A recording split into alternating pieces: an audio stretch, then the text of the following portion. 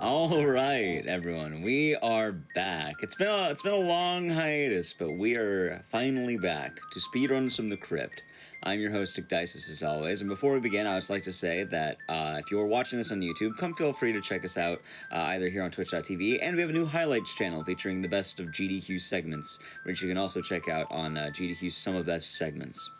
In addition, AGDQ 2022 Online will be taking place from the comfort of our own homes from January 9th to the 16th. I hope that you've all been well. I've missed you all so much, and it's nice to be back. Originally, I was planning this show to be a little bit earlier. It's going to be a birthday episode, so I'm kind of just picking a lot of my personal favorites, either from the year and from like games we've seen and games we have not seen. Just games that I personally enjoy, and I hope that you'll enjoy too. Our first one, we're going to be going into a bit of a theme park and be getting a bit festive on this one. We'll be returning to, I think, one of the earliest speed games we've ever done on this show. It's going to be Illbleed featuring Punchy. So take it away. Hello everyone, I'm Punchy, this is Illbleed. Happy birthday, Ecdycis. Thanks, it was it was a few weeks ago though, so it's fun. It's now. Your birthday is now. Well, thank you. We're declaring it that way, and thank you for choosing me. I'm kind of flattered to learn this is like one of your favorite runs that you enjoy. Oh, I hate the game casually, but I love watching I know, that's why it's funny. It's like, because I know you hate this casually. But anyway, this is Illbleed. It's a strange and unique survival horror question mark. Sure, let's go with that. Game for the Sega Dreamcast, and they will take it away on 3. 1, 2, 3, go. That was sort of 4 more than 3, whatever. There you go. I counted in. Okay, so Illbleed is a game that plays like absolutely nothing else on the planet, so bear with me while I rattle through a bunch of mechanics real fast. See this HUD. Observe this HUD. Illbleed is a game about detecting traps, you see. And you gotta detect the traps with your sensors at the top, so we're entering the first level here, the home run of death. These are all requirements for prizes and money at the end of the stage. We don't need any of that, blah, blah, blah. So there are traps in stages. You need to detect them using the first-person camera that we don't currently have. That's a trap. That one is unavoidable. That's how this game tutorializes. It just hits you in the face with a plank of wood. It raised my heart rate by 5 in the bottom right, you see. High heart rate, bad, but we don't usually worry about that too much. So you need to collect the horror monitor in every level, which is invisible at the start of every level, indicated only by all the sensors firing off at the same time. And then we can detect a trap. There's a sight trap in front of this door. Traps are semi-randomly generated on a per-stage basis. There are 3 layouts for each stage, and which pattern you have can be determined relatively simply. But you have to kind of know. It took me ages to route all of this. It took me like 2 weeks. But here is where we will discover what pattern we are on. We are on at least pattern B or C, because it will always be this door if it's not the light bulb. That is pattern B.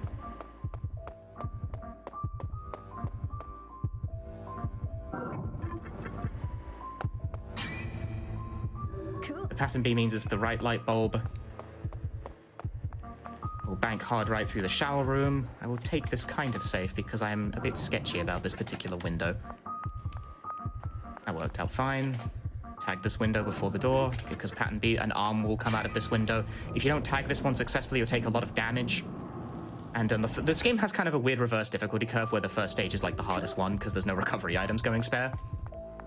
Because if I get hit, a blood gauge will open up. It's not currently on the screen because I haven't been hit yet, but bleeding out is the easiest way to die in Illbleed. Funny that. We'll pick up a weapon here. Weapons are invisible and can only be discovered by using your 6th sense. So pick up a baseball bat. This baseball bat, you see, believes us to be Jimmy. Who is Jimmy? Jimmy, it's time for practice. Get out to the training field now. Hey, you're not Jimmy. You're not Jimmy? We are indeed not Jimmy. It's true, we're Erico Christie, a inexplicably purple-haired person. So the plot of Illbleed is that you're trying to survive a murderous amusement park for the prize of $100 million, or sometimes $1 million. The number changes depending on who's reading the line. It's that kind of game. It's that kind of game. There are enemy encounters dotted out all throughout this hallway. They are also detected by the 6th sense in the same way that items are. Just a fun curveball. You can't tell the difference until you're right there. But as we bank the hard left, we'll avoid any enemy encounter places. They're sort of indescribable zones. But I have memorized where they all are, as I have a very large brain. And indeed, that brain is in the bottom left. Look at it. It's quite big. You can tell. Cool. That's our adrenaline meter. That's the currency that we use to tag traps. I'm going to take this salad. That's not a salad. That's a kaiseki ryori. That's like a Japanese set meal. It's very expensive. What's in it? Cool. It's just like a large amount of food that costs a lot of money. It depends on the restaurant. Oh. Anyway, if we run out of adrenaline, I can't like use my galaxy brain to tag traps, and I would like to not run out of adrenaline. So I gotta do the thing. Oh, triggered the ceiling fan. That's fine. Good thing I tagged it. Also, wait a minute. Didn't this game have like a weird regional difference in like mainly just food? Yes, actually, that's one of the only things they changed between the American and Japanese versions of this game, is they just changed the food items. Like, that kaiseki ryori becomes a steak dinner. Huh. I don't know what kaiseki ryori would be in English. You're just gonna have to bear with me on that one. I guess it means steak dinner, apparently. No, but they changed the graphics as well. Actually, like they didn't just. They actually went in and changed the graphics for the English localization, which I think is quite interesting. Huh. There should be nothing else in this hall. Okay, good. So I'm doing good so far, because I have successfully identified my trap pattern, and I'm hitting everything smoothly. Shout outs to my YouTube comment section for discovering this clip.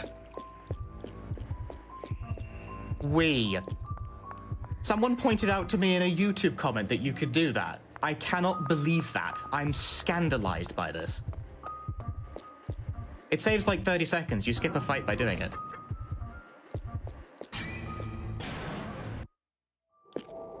I'm like the only person who runs this game, so I'm like bewildered that someone knew how to do that. Oh yeah, this is combat. Combat, we mostly don't combat, we mostly escape by summoning a helicopter from the ceiling. Ooh, careful. Okay, that wasn't the trap. Combat in this game is panicky, hectic, and generally not worth it. So what we do is we tag enemy encounters so that we don't get knocked down on starting. If you don't tag an enemy encounter before you start it, you get knocked down at the start of the fight and your heart rate increases. And then we escape the fight by mashing B over a helicopter escape pad.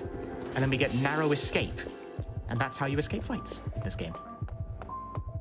This final hallway is the one you normally have to pay attention to, depending on your pattern, but frankly my pattern is quite good, so I don't.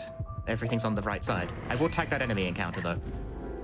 There's that dummy that spawns in. I bait him around, and then I run away and try and escape via helicopter. A narrow escape. Just like that. Where does the helicopter come from? Doesn't matter. That's just how you run away from fights in Illbleed. Your reward for winning fights is adrenaline, but since my adrenaline use is sort of pre-planned, I don't have as much of a need for that. And now we use the testimonial that we gained earlier to solve a puzzle. The story of this level in particular is that we're going through sort of the charred remains of a hotel that burned down due to some, like, delinquent kids, and it killed the hotel owner's son, who was like a star baseballer. So we're rolling around with a baseball bat and his like personal affects and stuff. That's the owner. He's a bit grotesque looking on account of all the burning. I can't kill him right now. You see it says infinite health up there? That's because he has infinite health. I just need to run. Which I've done successfully. No damage, just smashing. There is a dodge button, but it raises the heart rate, although the dodge is fully invincible. It's quite strong. So now we're in a maze-type section. So enemies will pursue us in this section, and we have to avoid contacting them, or it will start sort of the combat phase. This game moves in phases. Like, I can't attack right now until I touch an enemy and the combat phase begins. I don't trust that, so I'm going to do a little trick. If you open the map, it pauses enemy movement briefly, so you can use it to sort of make dodges that would otherwise be too narrow. You don't want to rely on that because it's technically speaking slower than doing it, you know, like good and proper. But sometimes, if the dodge is a bit spooky, then you do it that way.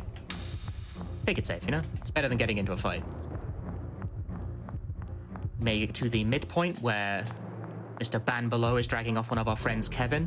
Kevin is the only ancillary character that we will save in this run, purely because letting him die would take 30 minutes of sitting around doing nothing. That's not a joke. The only way to have him die is if I were to put down the controller and wait for 30 minutes. If you can figure out a way to kill him faster, please let me know. It would save time on the true ending. It's not 30 minutes, it's 15, but still, it's long.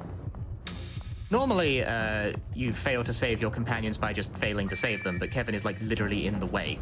It takes more effort to have him die. All of these lines I'm taking are quite specific, by the way. I'm avoiding the enemy by doing that. By pointing the camera in particular directions. And now we have a boss fight. I'm going to do this by mostly sticking to his shoulder, where there is a bit of a blind spot for the flamethrower, but I have to constantly sort of like micro-dash forward in order to keep the spacing right. I would like to do cutscene percent, but the problem is that it would balloon the run length to be about 3.5 hours. And we don't have 3.5 hours. That's a lot of cutscenes in this game. It's a lot of cutscenes. I will play some choice ones, but not all of them. Also, doesn't like to get all the cutscenes, you have to like beat the game twice? Yes. Once letting everyone like die, and then once doing the Anyway, Kevin is now saved. We will never see Kevin again. He's just here. He functions as an extra life, really, which I shouldn't need if anything goes vaguely decently. Now there is a giant band below, thus introducing platforming. Oh joy! Illbleed's platforming is, if it looks stiff, that's because it is. It's a real awkward endeavor, this one. And every time he does a big slam down, I basically have to hit the dodge button in order to escape through without taking a huge amount of damage, because hitbox big, but dodge completely invincible, so... Yeah, cool moves, Erica. He's got the moves. And walking through water is extremely slow, so I would prefer not to do that. I do know that one gets asked a lot. Yeah, it does. It's like, why don't you just run through the water? Because it's excruciatingly slow. We've arrived at the control room where that big robot is being controlled. So I'm going to indiscriminately murder the person controlling it with a baseball bat.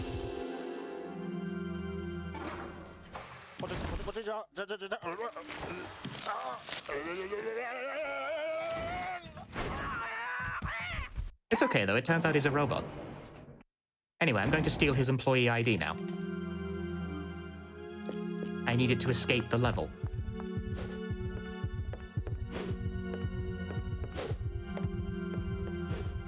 In order to get back to the end of the level, I need to take the path I didn't take the first time. If you take the wrong path the first time through, you just gotta platform all the way back. What fun.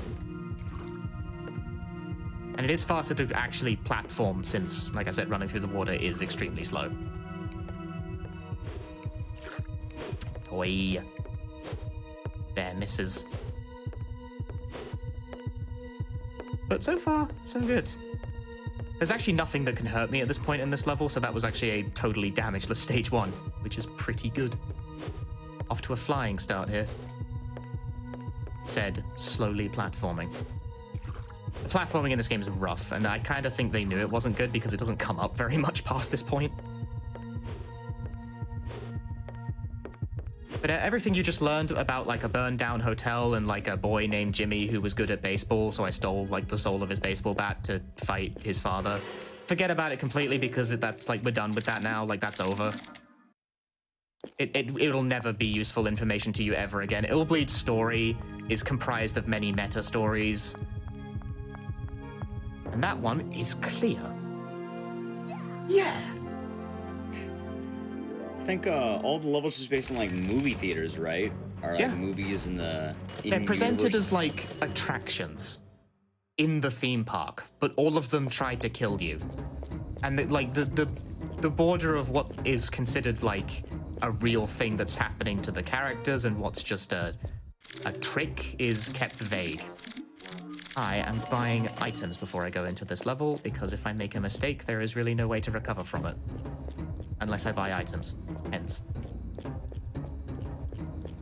So the second stage we are dealing with is Revenge of the Queen Worm. At least I think that's what they called it in the English thing. So I'm playing the Japanese version. This game's like $200 to buy an American copy, and like I don't got $200.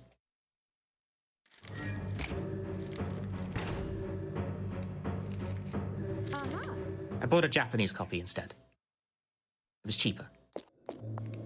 Right, so everything you just learned about the horror monitor and tagging traps using the first-person view, forget about it, you don't need it for this level. Because immediately on starting this level, that lovely icon that represents the horror monitor gets literally taken by a monkey. And it's gone. We don't get that back.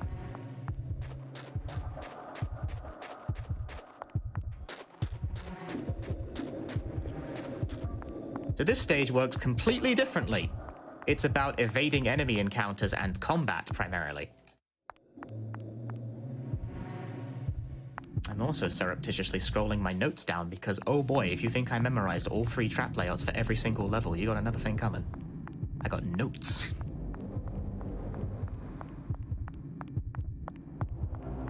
Right, so we have to avoid worms. They're in the ground. I also want to avoid this enemy encounter by banking hard left around this corner. There's an enemy encounter here with some monkeys. The monkeys are very, very irritating. So I gave them the slip with that corner turn. Looks like nothing. The line is actually quite specific. Trust me.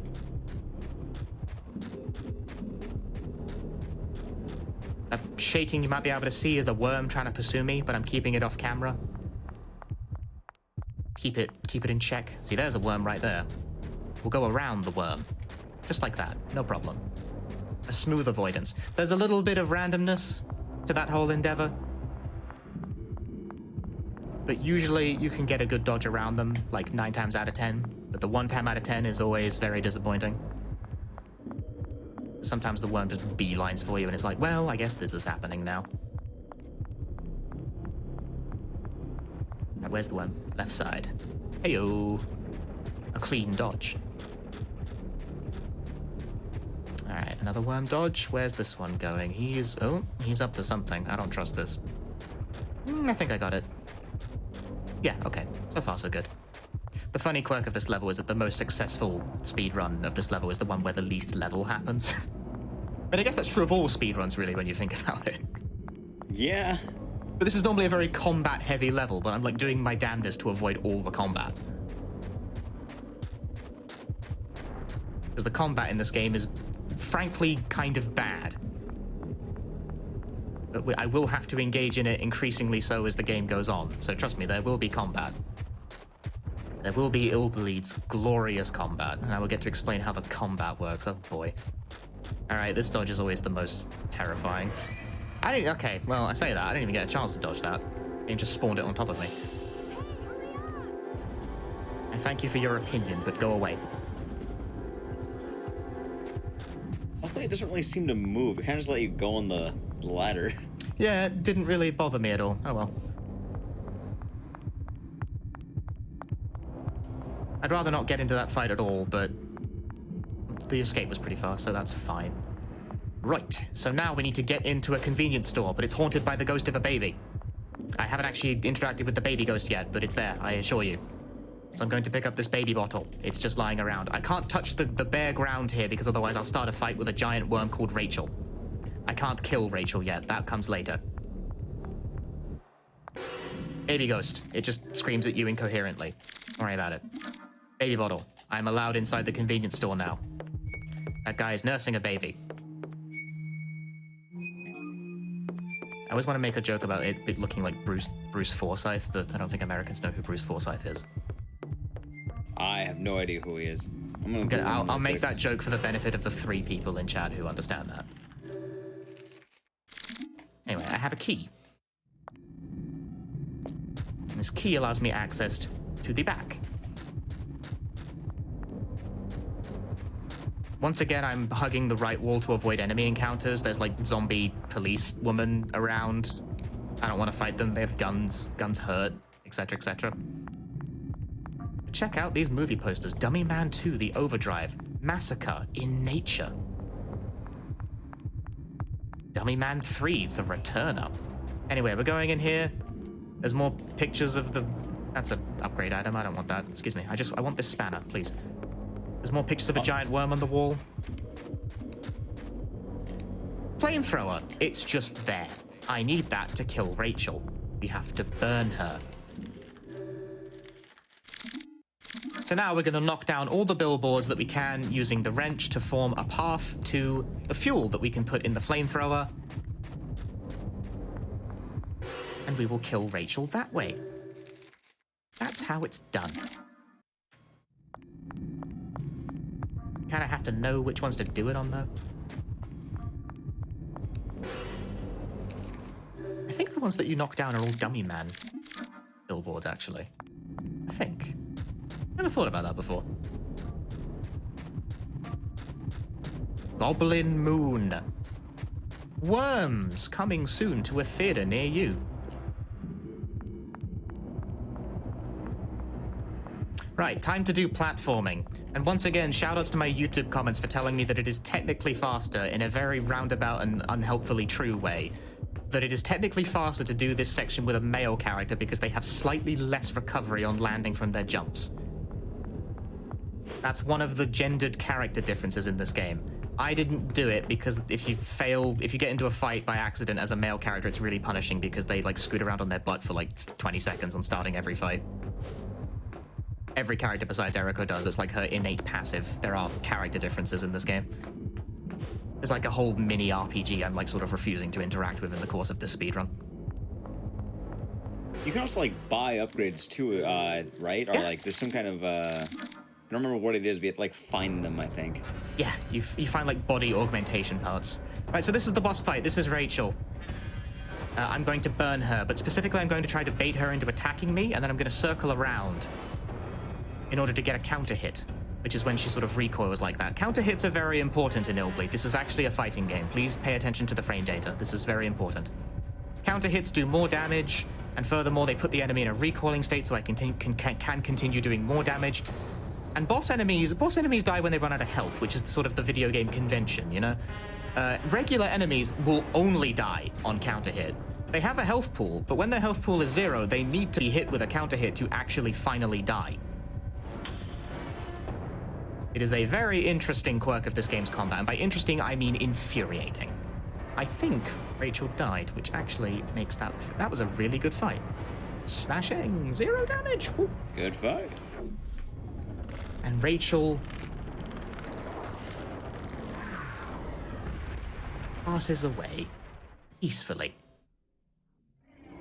Peacefully, huh? Yeah, peaceful. Look, I didn't write the game. Rachel! I love how the song just... It doesn't fade in, it just pops in. Okay. Oh, that's a relief. At last. Look at that face. Together forever. I also looked up the guy. It does look like him. It does look like Bruce. Totally does. Young one. Thank you. I'll never forget your kindness. It really might be Hide the Pain Harold, actually. Someone made that joke, but considering this game's budget level, that they might actually have just used a stock image for that. You might be right.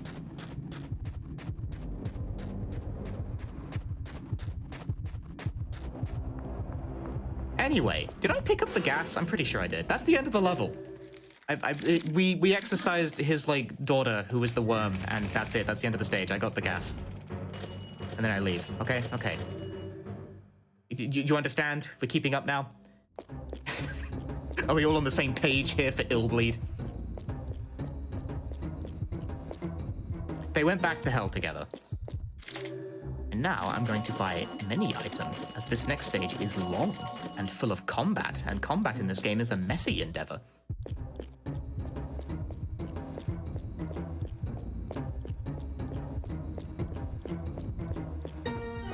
Yeah, this will be where a lot of combat finally takes place, so you'll get to see geysers of blood everywhere. As every time anyone gets hit in this game, geysers of blood erupt everywhere. So this stage is wood puppets. This stage tells the story about a lumber mill where a tree starts eating the lumberjacks who work there. Step 1, find a horror monitor. And step 2, get inside the building. Step 3, figure out what pattern I'm on. Because once again, pattern recognition matters for this one since I'm back on stages with lots of traps to identify.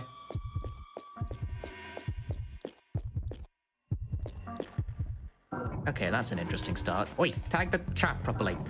How dare you? This is done with the trigger buttons I want to... Okay, that's first chainsaw, which means that is... pattern C? Yes, I believe so. Pattern C means I can avoid this trap by hugging the wall if I do it correctly. Check out this lumberjack. Ho ho, going to cut the tree, going to cut the tree, and I got to cut the tree 'cause I love to cut the tree. Yo ho ho, and I'm out of control. I'm gonna cut the tree.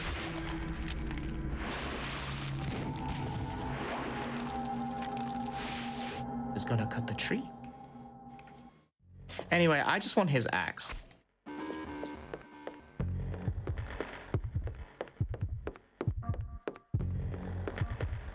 Alright, so I'm on pattern C. There's only 3 patterns per level, but it's about identifying which ones you get. I've identified my pattern, and now I know generally where the traps actually are. Generally, he says. Very careful-like.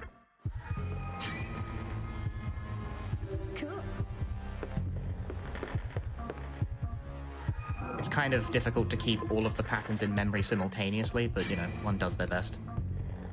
I believe it's both back windows, so these should both go off in sequence. Yes. Nice overlap, dude.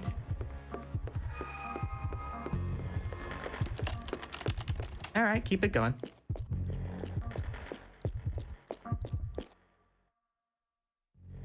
Very cool. Sadly, I skipped that cutscene because it's too long, but our friend Randy is currently wandering around as a wooden mannequin making noises where he goes, boo-ah, boo-ah. He has no brain at the moment. We're not going to reunite his brain with his body. It takes too long. We're also not going to save him either. That also takes too long. But nevertheless, brainless Randy exists. He's very real and can indeed hurt you. I tagged that in case I messed the lineup around it. It's quite specific. Right, let's do some combat. Step 1, I need this guy's wood. What do you think I meant? It's literally a piece of wood. Anyway. Combat! I have to actually do combat with this, so I try and get him to whiff a hit. He ain't whiffing nothing. I got a counter hit for my trouble, at least. So when he does that little recoil backwards, that's a counter hit. I need that to win the fight after doing enough damage to deplete his health pool. That was really good, actually. There you go. See? Only after a counter hit does the lumberjack fall backwards. The trap immediately on entering this room, which is very rude. Cool. Always just post cool like every 5 seconds and it will always be on topic somehow. But is it cool or is it cool? Cool with a K. Exactly. Alright, so I tag both of those and bank the hard left. That will always get me what I need. I forget if pattern C is the one that has a fight in this room. Some patterns have extra fights, which is very annoying. Oh, it is. Oh, poo. It's one.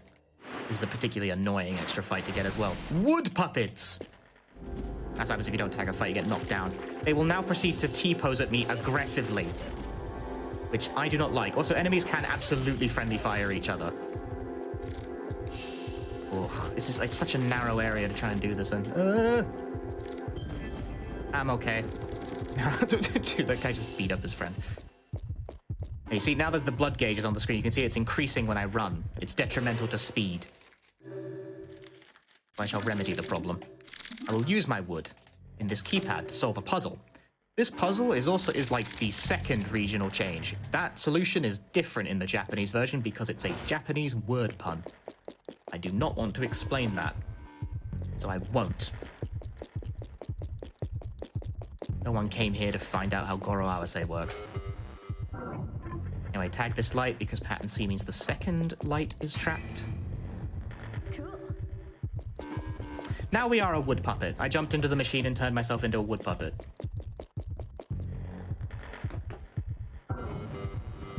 No? Yes, there we go. So now my range of attacks has changed. The weapon I picked up before is no longer of use to me. And this trap is particularly quite obnoxious. It's literally empty space. Cool trap, guys.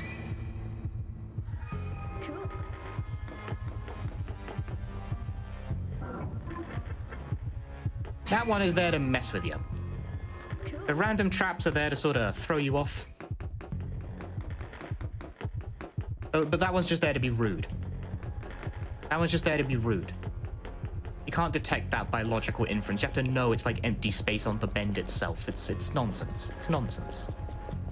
Sometimes you can logically deduce which traps are which by using your senses and taking the game very slowly. Sometimes the game just wants to mess with you. So we're now part of the Woodman hunting game. Lumberjacks are going to try to kill us because they score points if they kill us. Whereas our goal is to escape with our lives, as it has generally been since the game started.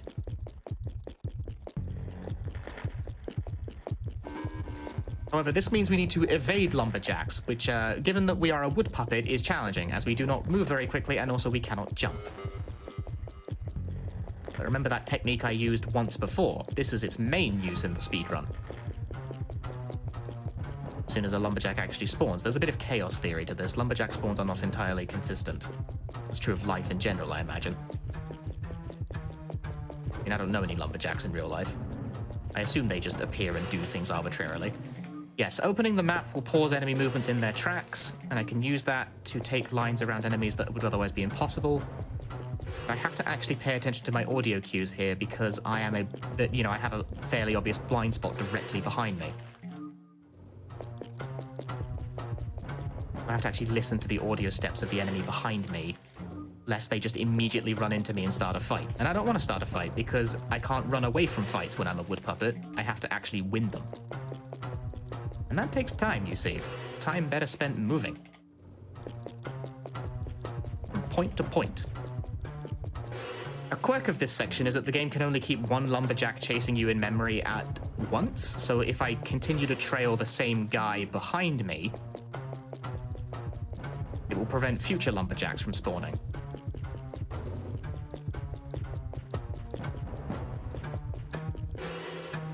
Yeah, normally one would appear behind these boxes, but since I have successfully trailed one behind me, I prevented that one from spawning. If I can reach this cutscene trigger right here, smashing, that deloads all the lumberjacks, meaning I am now scot-free. For now. That is merely part one of the equation. I need to pick up these wood-eating bugs. That is what it is. That's what it says. It says wood-eating bugs. Never mind the fact we are currently made of wood and are handling wood-eating bugs. It does not matter. Does not come up, is not addressed. It eats wood, but it doesn't eat us, okay? Maybe we just they don't needed like to that get rid type of of this wood. tree. Who knows? Maybe they don't like the fleshy kind of wood.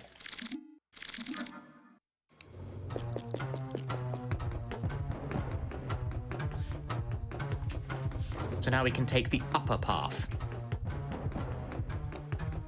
Lumberjacks are not known for their understanding of verticality. That's why they cut trees down, you see. So they can't get us while we're up here.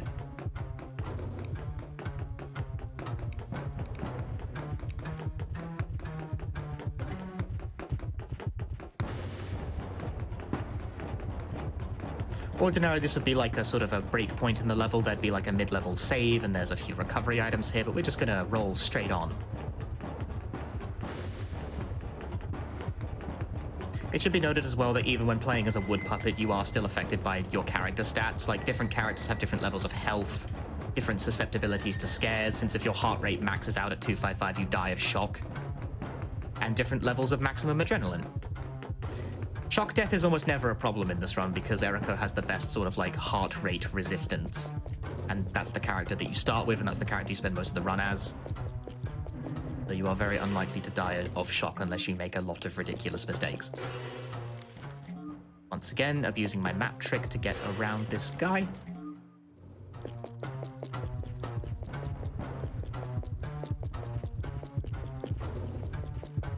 Oh, bit close for comfort.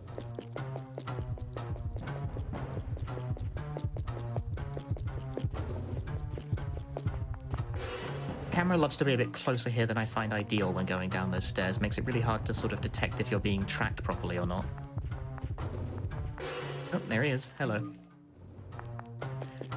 Tracking him behind us like this is a good thing, at least as far as I care, because it will despawn later, more awkward lumberjacks. I will have to fight lumberjacks at some point, and I will do so with a special power. But these encounters I would like to avoid to the best of my ability. Okay, good. Normally a very awkward lumberjack spawns there if you're not currently tracking one behind you. But another one can spawn about here-ish, and he has in fact spawned. How dare they? Okay, so now we're in the locker room. We've made it to the goal, except the lumberjacks, you see, cheat. They hid in the goal, waiting to kill us. I will now fight them, using power of aggressive T-posing. Hey, don't hit me out of my T-pose. Aggressive T-posing.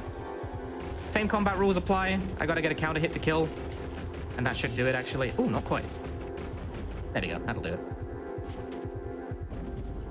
The aggressive T-pose is bound to the fire button, and not the, like, melee attack button, so a lot of people don't realize it even exists. But it's a really good move. Keep track of that frame data, kids.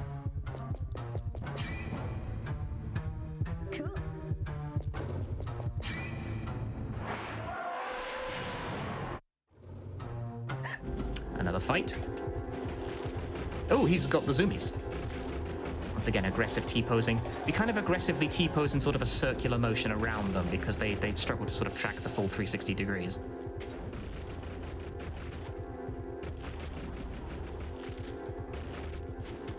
Ah. Well done. Well done. Combat in this game is more of an art than a science. You gotta feel it.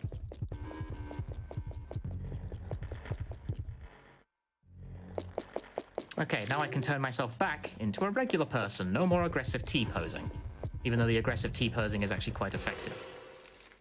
But that means I have access to my weapons back, which I will need for boss fight. Just healing before I go in. Not that I'm likely to die, but you know, all recovery items, so use them. So we fight the boss, which is a tree. It's the tree that eats people. I will get in this corner, dodge clean through all of its attacks using, you know, the concept known as timing, because you can do that. He said, failing to time it. And he got hit by the acid attack, though. The big swing you want to time properly. You can get 3 good swings in after that. If you can keep this loop stable, it'll carry you to the end of the fight. There are guns in this game, just not on any of these levels. We will get to gun-based combat, but for now, one must deal with invincible melee axe-wielding stuff. And that was a tree. We broke the tree. We have ruined the attraction for everyone else.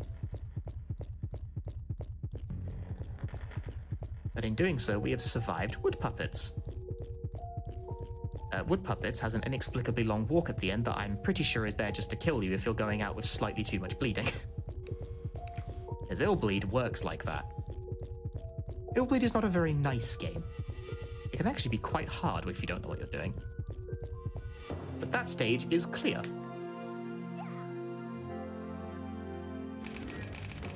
My prize is $120,000.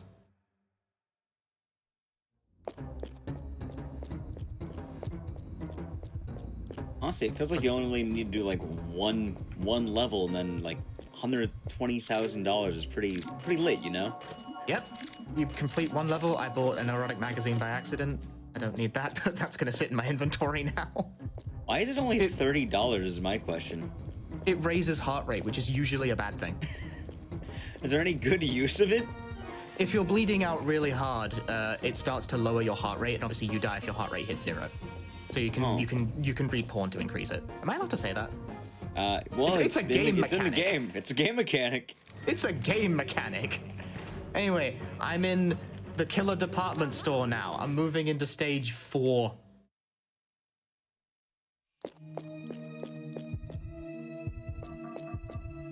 Once again, gotta get the horror monitor. You don't start the stage with the horror monitor. You lose all your resources after every single level. So step 1, figure out what seed I'm on. What pattern? Pattern A, pattern B, pattern C. No trolley means it's not pattern B. The pattern names are arbitrary. This is just what I've named them, because I'm the one who found out all this rubbish. I will now... I'll be able to tell based on what these 3 traps do. That is right tongue, so I'm on pattern C. So it's blue candy for the next trap. Pink jelly beans for the next one, but I'm going to tag both because there's 2 and they overlap really awkwardly. Okay, okay. Avoid enemy encounter here by ducking the hard right. Get that one on the ceiling, because that's the one I want. Cool. Floor. Double ceiling. Cool. The next one is that one right there. It's weird empty space by the red face. And that's all the traps in the jelly corridor, as I call it.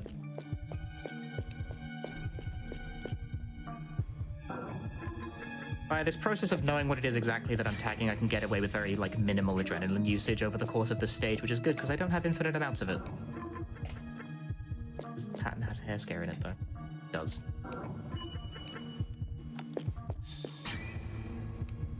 Cool. Cool. Get me a weapon. This will come in handy. It's a giant cleaver. Cool. Cool. Okay, so now we come across Hellcake. Hellcake wants something to complete his hellness. We picked up a severed head earlier, so that will do. And as a bonus for the GDQ hotfix run, we will take Hellcake with us. You wouldn't normally do this in a run, but he's so enthusiastic that he's coming with us for this run. You can eat Hellcake for a full heal. Also, given Thank you, Hellcake. given the theme of the show, it's quite fitting. You're going to take 3 pieces of meat and no more. The reason for this is we are going to rely on randomness to solve a problem for us. It will probably not work. Cool. This is part of a puzzle, or at least what could loosely be defined as a puzzle as far as Illbleed is concerned. As we get past all these traps in the meat room anyway. Cool. There are cockroaches at the end of the meat room, and they take a random amount of meat, between 1 and however many. So ideally what you do is you just feed them 1 piece and hope they go away. And if they don't, they hit you in the head and you lose some health and you start to bleed out. And a cartoonish blood spurt happens. I just I assume I'm going to get the best RNG every time because running back and forth, trying to feed them pieces of meat is, not worth the hassle. It is possible to get just 1-1 and then go through. But it doesn't happen reliably. But you need to finish with at least 1 piece of meat, you see, because this fight in this room is determined by how many pieces of meat you're carrying, and because I'm only carrying 1 piece of meat, it's trivial. Whereas if you stock up on meat and go into this fight, you'll fight 27 enemies at once. And that is hell. So I've dealt with the meat problem. Have you ever tried the 27 meat fight? Yes, it took 10 minutes. It's a long fight. It goes on. Also, does the meat follow the same counter hit rule? Yep. Oh no. Jumping on that little, outcropping there causes me to avoid getting into a fight with a bunch of worms, which is ideal for my purposes. I discovered recently that if you're bleeding out, the range from which enemy encounters can get you is, larger. So that's why I healed my blood gauge there before going into this room, because it turns out that is what prevents you from getting into encounters. That is a mechanic I only worked out very recently, as in literally within the past couple of days. Huh. Learning new things every day about Illbleed, because the game sure as hell doesn't explain itself that well. Tag the pineapple. Traps in this stage also steal your money if you make a mistake and get hit by any one of them. Not that that matters, because I'm carting around $300,000.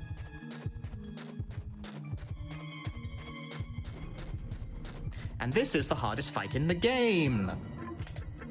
It's a fight against 3 standard enemies with a terrible camera angle. That's why it's the hardest one. I need to move. My butt is going numb. There we go. Behold, 3 worms. And once again, the counter hit rule applies, meaning I need a counter hit to kill any one of them, and this is a total luck thing. I gotta get a counter hit. I gotta have Erica's targeting actually reliably target the thing I want it to. That's a counter hit, but it wasn't it covered. The worm covered for its friend.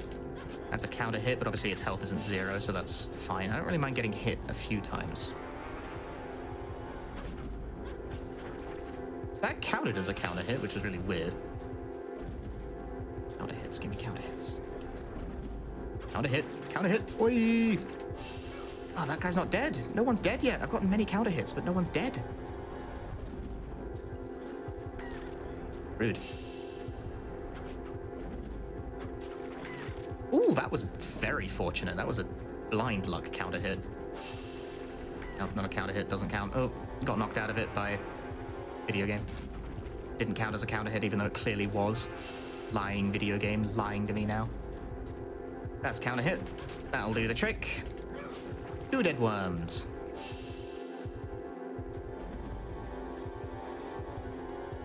That's counter hit. And that should be 3 dead worms.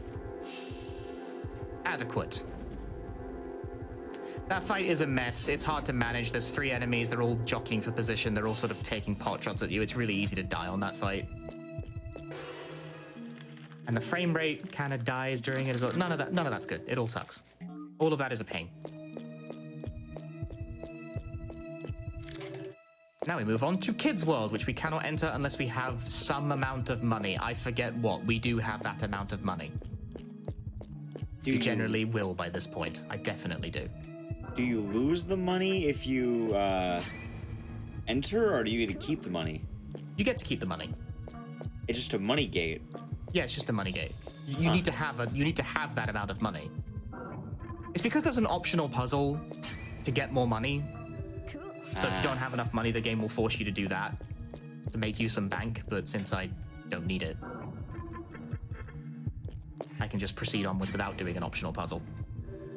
One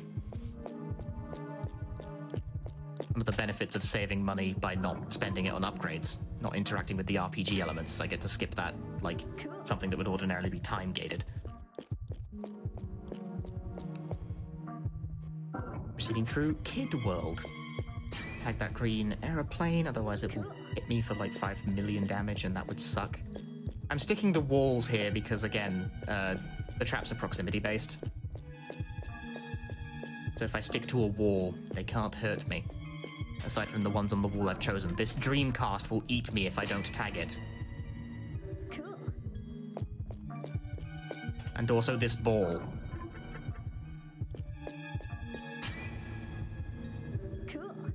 The ball will hit me and steal my money. Toy Hunter. With Cork and Sexy Doll. Remember that, it'll come up later.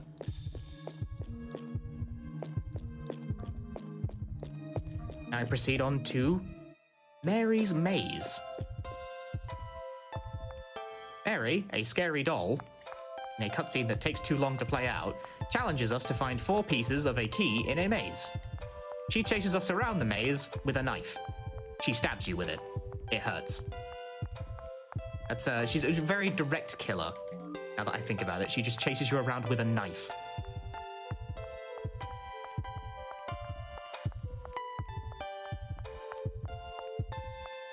Here's what's written on my shirt. Oshigato toi. It means unproblematic favorite in Japanese. Roughly. Use the map trick to get past Scary Mary.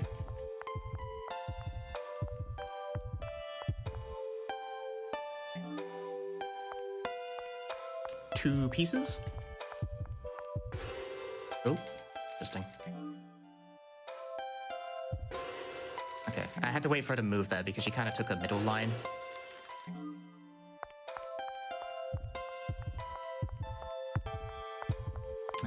There we go, moving smoothly. Took it safe there, but getting into a fight is a much worse alternative because she will stab you and you will lose lots of health really quickly. Without any upgrades on Eriko, she bleeds to death really fast. So you want to avoid taking high amounts of blood damage where possible. You will, generally speaking, not die in this game on your first playthrough from actually running out of health. It'll be blood damage that gets you. Because things deal more bleeding than they do health. Or the game calls it stamina.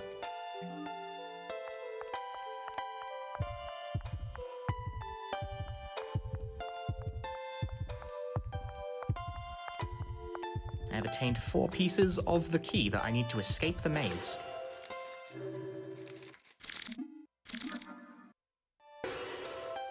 Mary moves a lot quicker, so normally she'd be harder to dodge, but she only spawns in very, like, sort of canned ways, so it's very easy to predict.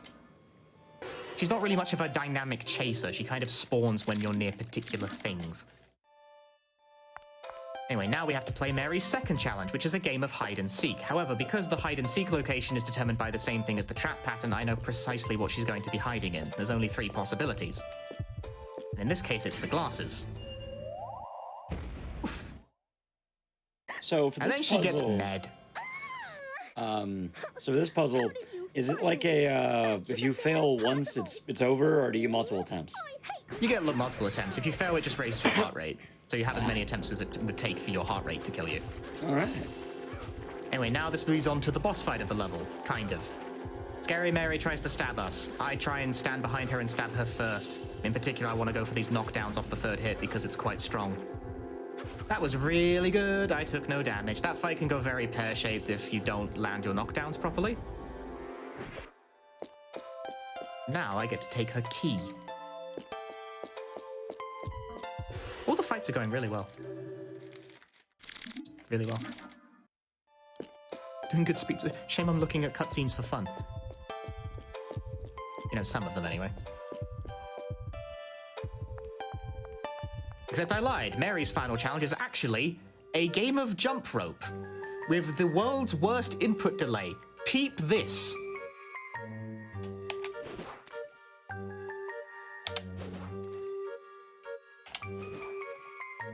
Word. Jesus.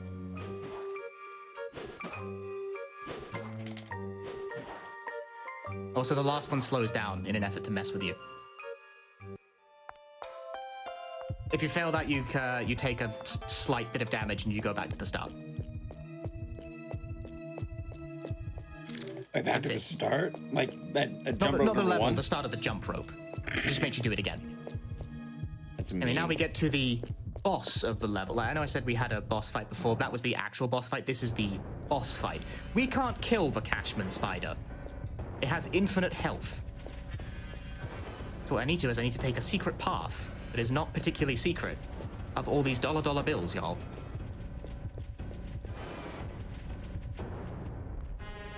We find a worker who is controlling the Cashman spider. We're not going to indiscriminately murder him.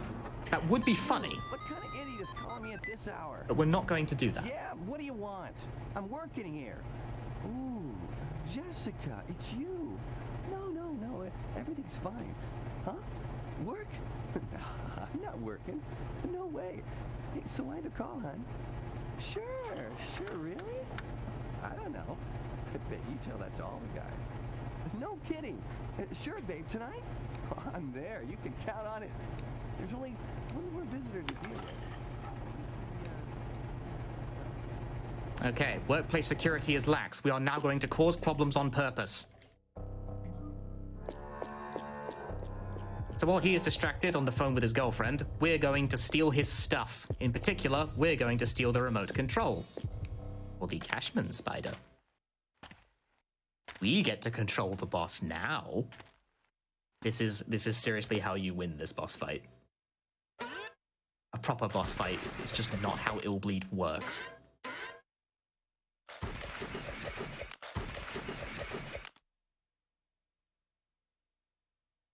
Cool. Cool. We're going to run the spider into the wall over and over again until it kills itself. And since everyone asked this question, can you hit yourself with the spider while you're doing this? Yes, but it will kill you. Don't do it. You beat me to it. It'll kill you. Not instantly, but it does like half your health bar. Anyway, the Cashman spider blows up. It's on fire. Everything's gone bad. We've caused problems on purpose in the theme park. Cashman's on fire! Ah, he's on fire! Sorry, I got a fire here. Crap. I'll call you back. Love ya. We have a code 9 here. I repeat, code 9. This is an emergency. Cashman's on fire, and the flames are spreading fast. There's no time. We need to evacuate the visitor now. Roger that. We're activating the Anyway, now they suddenly care about visitor safety and respond to this fire that we have created. I'm gonna pull by giving us a drop-down ladder with which to escape from. That's how you beat this level.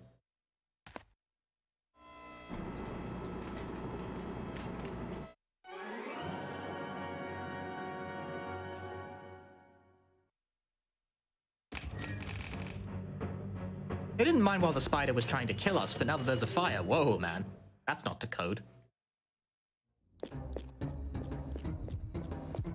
But that's Killer Department Store complete, and now we move on to the next level, Killer Man. So I'm sure this has probably been asked at some point on your own personal streams, but is it possible to do a run without having to restock in the store after each level? Yes, but it would be quite difficult.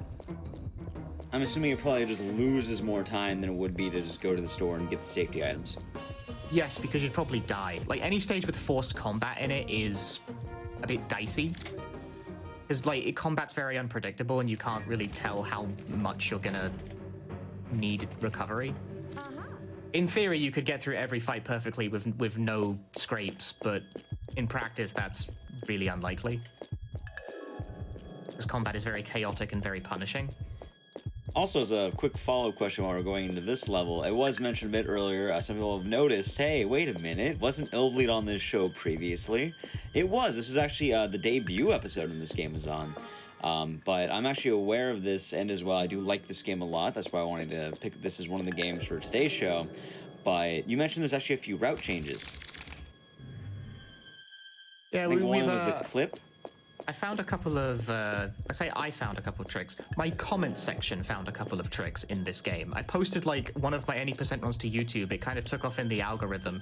And a bunch of people told me that, like, my YouTube comments, like, oh, you can clip through this wall, you know? And I'm just like, why does random YouTuber McGee have, like, a 3-year-old video of how to clip through a wall in Illbleed? Why do you just have that? Like, what? Where does that come from? I'm boggled by this. Like, just what? I don't know. Like, I kind of got like the sum collective knowledge of humanity of Illbleed, which is like all of 4 people at my doorstep, being like, yeah, you can do this, right? And I was like, no, no one knows you can do this. The other question, no one knows anything about this game. I remember watching you practice this game. I think you still do that route change where you play as the other character. When I'm seriously going for PB attempts, yes. That happens in the second stage because they recover from jumping slightly faster than other characters. Cool. Alright, I should say cool. It's a very slight time save, and if you get into a fight by accident at any point, it's very punishing. Cool. Which is why I didn't do it in this run, because if you do it badly, it goes poorly for everyone.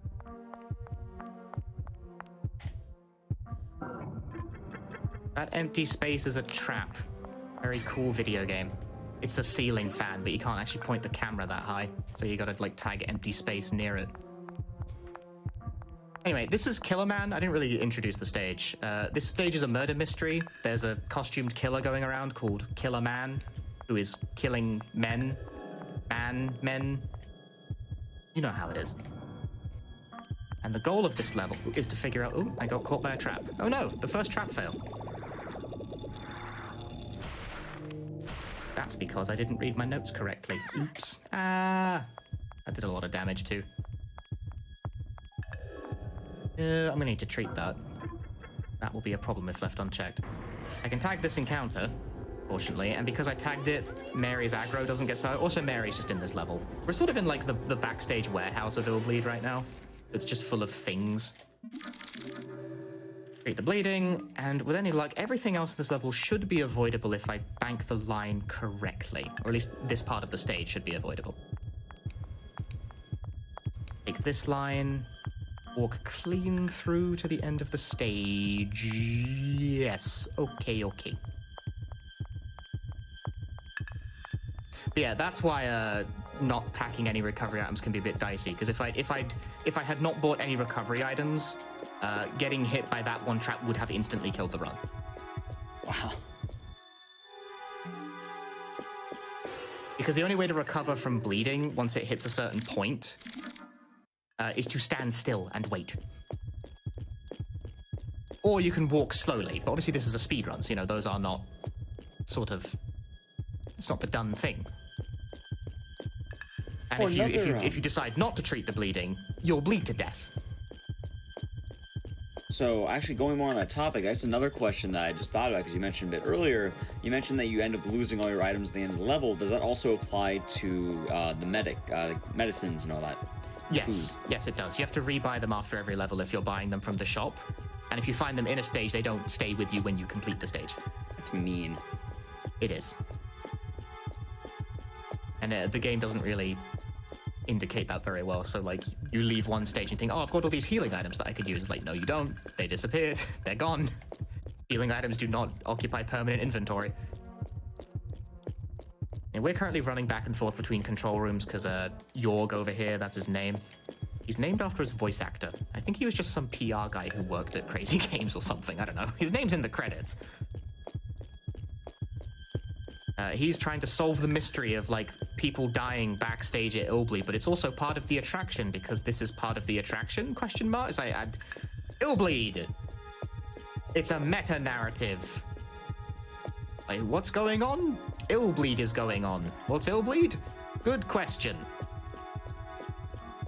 I'm sure even the people who wrote this don't really know what's going on, or rather person, since I think this game is written by pretty much one guy. Real one-guy moment of game. Okay, there's another dead person here. They're going to use his ID number on his corpse to open a door to explore more of the backstage. If you manage to successfully complete a level while bleeding to death, yes, you are good to just sort of proceed, because your status is restored at the end of every level. So if you can limp to the finish line, you're good. But if it happens towards the start of a level or the middle, you'll bleed to death. Anyway, the trap here is smelly stairs, I think, so bank hard right and I avoid the smelly stairs.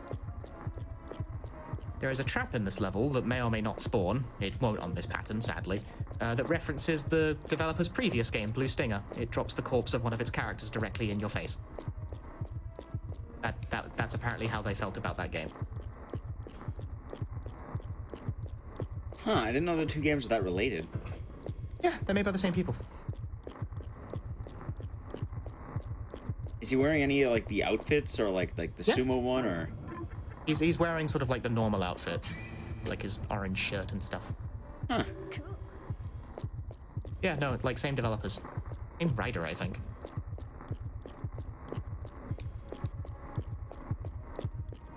These rooms are all very large, and they're a bit awkwardly spaced with regards to traps. There's a lot of space between them. That is the last trap for this room on this particular pattern.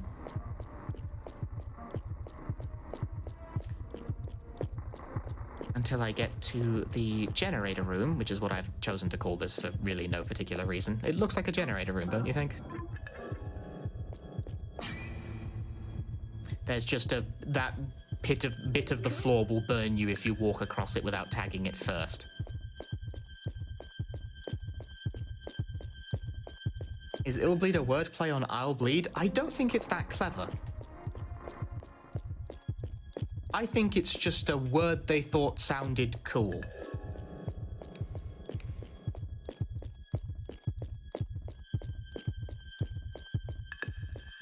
Anyway, this pattern is one of the, aside from the bit where I got hit, this pattern's one of the luckier patterns you can get for this stage, because due to the sort of the wider scope of the level, the traps can spawn completely off the beaten path if you get a lucky pattern, and this is a lucky pattern. Yeah, I mean, Erico's VA is Lanny Minella, who you might recognize for being Rouge the Bat. Like a bunch of the earlier Sonic games, I think. Lanny Minella's also in like a ton of... Lanny Minella's been in like 5 million things. Ryan Drummond's also in this game. He's Kevin.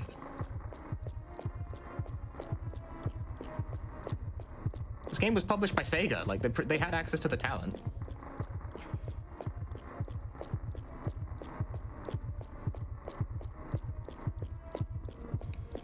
Get a smooth line back because all the traps spawned off the beaten path due to lucky pattern.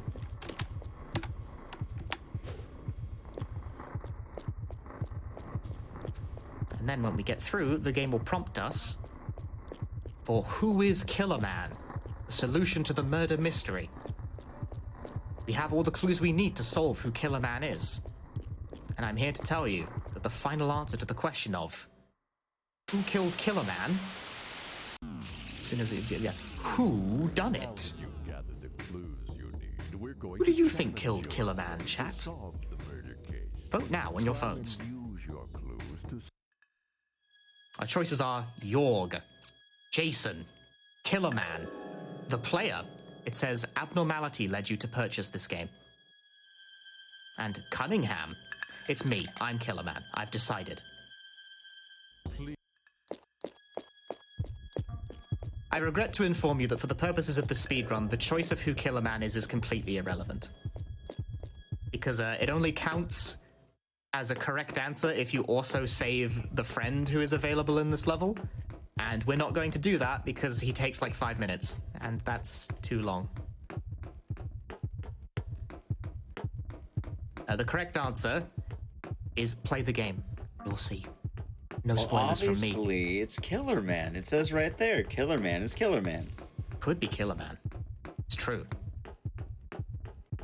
Or it could be the player. Even in the categories where you do save your friends, it's still not faster to solve the Killer Man riddle. If you solve the Killer Man riddle, you gain $1 million as your prize. And I ran tests to determine whether or not it was faster to let both your first two friends die and use the $1 million from solving the Killer Man riddle to revive them, because you can revive dead characters that way. Versus letting Jorg die and just reviving him with the money you get from playing the game. And Jorg is so slow to save that he's like worse than two characters combined. Isn't one of the characters wait 15 minutes? Yeah, to let them die. Whereas if you want them to live, it's no problem. Oh, all friends. I thought you were doing a true ending. No, true ending is where you let everyone die. This is any percent where only some people die. Jorg gets kidnapped by a zombie. He's dead now.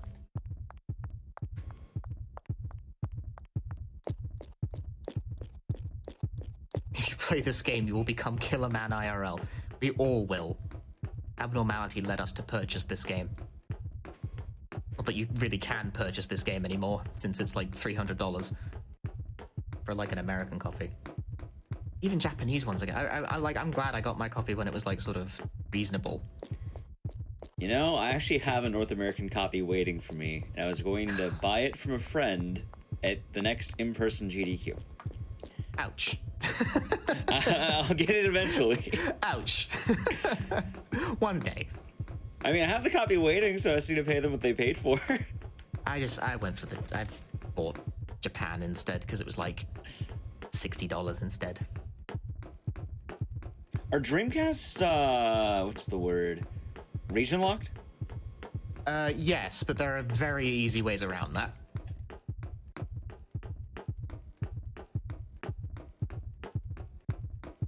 Like, I'm actually playing this on a PAL Dreamcast right now.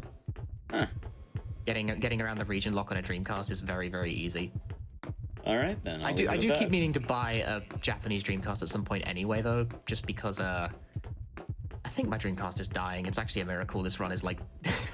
my Dreamcast makes noises like a purring cat, and I'm pretty sure it's not meant to do that. Oh, yeah, it's, Like, they're not exactly quiet machines in the best of circumstances, but it's making funny noises.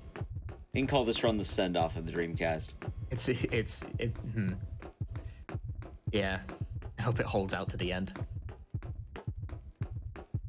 Anyway, this is the morgue. All the dead bodies is just a flat texture. This is just huge. For some reason in Japanese versions of this game, this is the third version difference. In Japanese versions of this game, there's no music in the morgue. I don't know if this is an intentional effect or a bug. Because they added music to this in the American release. It is unknown to me. But nevertheless, that's true. I honestly thought it was a problem with my disc at first, but no, it's just Japanese copies just do that.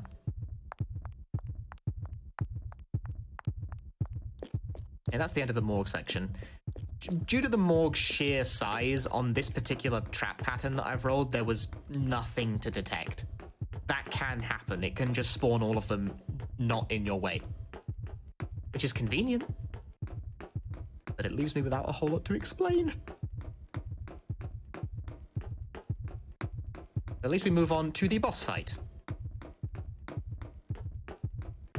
Fortunately, I picked up a shotgun earlier, so now I get to fight Killer Man in anime combat in a room full of skulls.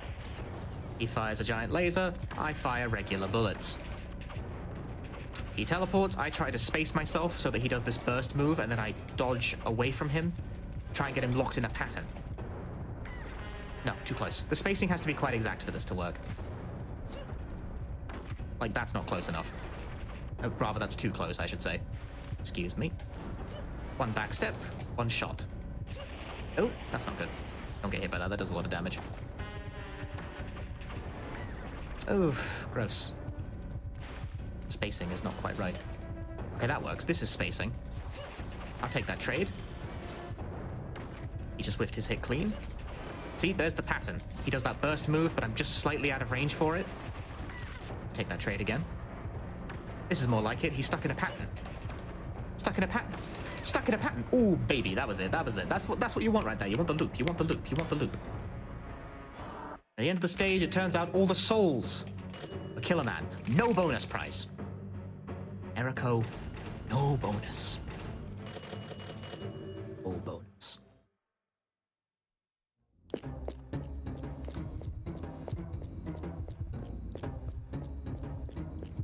Bloody Mary's drugstore. I get my item buys in for the last time. For the final main stage of the game, Toy Hunter.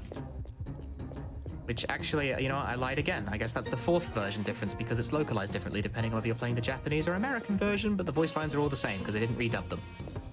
Toy Hunter, Inda Goes to Hell is the name of this level.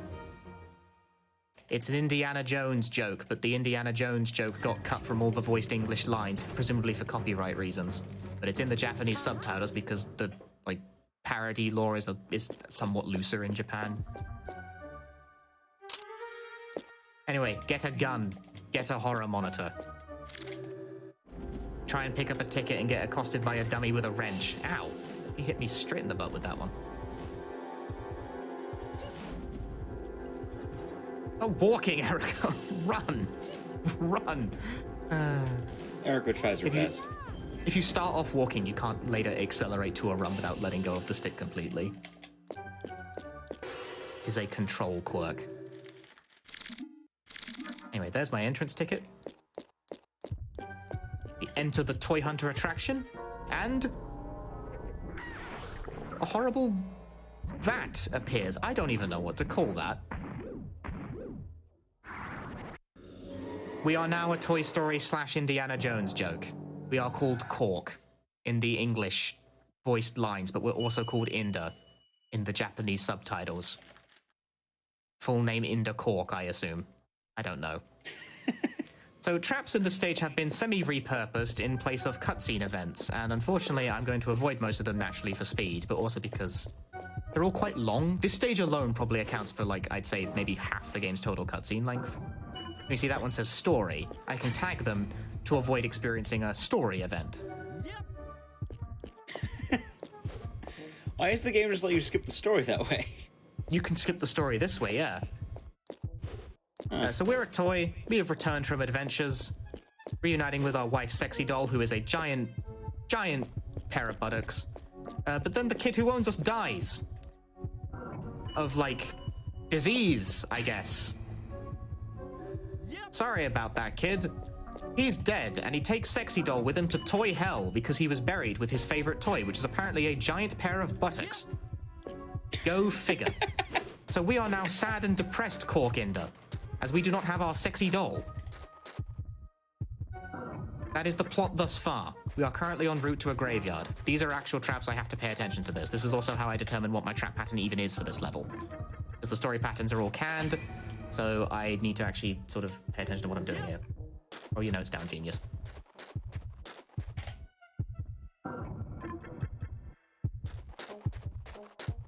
Oh, not that one. I see. It's not that one, it's gotta be this one. That is pattern A. Think. Think.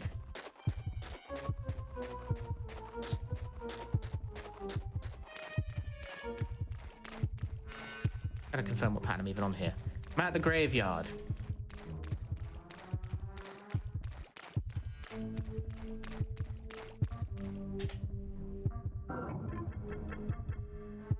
That'll do. No, was it not that? It was the... I was too early. No, a spooky zombie. Fortunately, that only does heart rate damage rather than bleeding damage, but that kind of sucks. Mistakes were made. That's okay. There is a fight with monkeys in this floating will-o-wisp. The monkeys are fast and they're aggressive, and they have sticks. But I ran away quickly. They didn't get me. They didn't approach quickly enough. In this unfortunately far too long cutscene, so I will summarize. A demonic version of Sonic the Hedgehog taunts us with Sexy Doll. That's not me abridging for comedy. It really is just a demonic version of Sonic the Hedgehog. Remember, Sega published this game. For reference, we will be able to see it soon, so.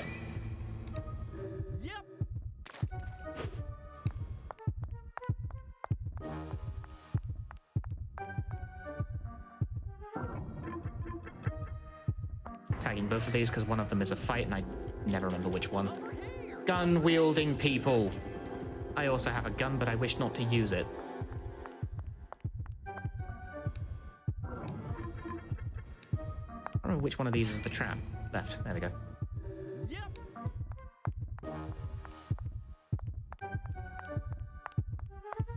Avoiding a fight here by banking hard right around that corner.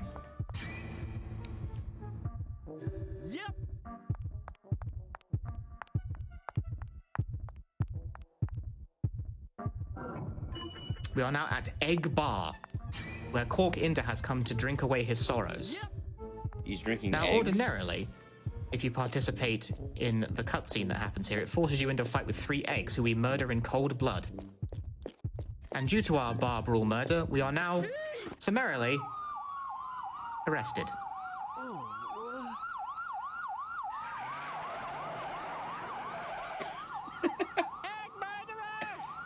We are egg murderer. Lock him up for 500 years. Wait, so is it a bar full of eggs, or do you drink eggs at the bar? Unclear. There are definitely eggs in the bar, though. Well, he murdered 3 of them, apparently. Yes, we did. We shot them to death with a gun. Arrest! We are now arrested. And by that I mean I'm walking into prison myself. They don't even handcuff you or anything. They just let you find. All right, you'll find it. Don't worry about it. I just got to find my way to my cell. It's fine. I really should have been counting because I need to be paying attention to which cell I'm walking near. Too early. There you go. Excuse me while I rub my eyes. It's like 3 a.m. where I'm at. I'm going to bed after this run, dude. It's late in the UK. I'm happy you didn't fall asleep before the stream started. That would have been... Yeah, I'm wearing pajamas right now, by the way, chat. I got dressed for bed and then got the ping being like, you'll be up in like a couple of hours. I was like, what? I'm not changing out of my pajamas. See, the moral of the story, just stream in pajamas. We have checked into jail. And the Alcatoy's verdict here from the judge will be that we are sentenced to death. So we are about to be sentenced to death by hanging. Remember that, that's actually important. Cork is generally more than happy to experience his death by hanging, because then he could reunite with Sexy Doll in hell. Toy hell. So far, we are okay with our death. Hold that thought. I will get back to it after I accomplish a slight puzzle.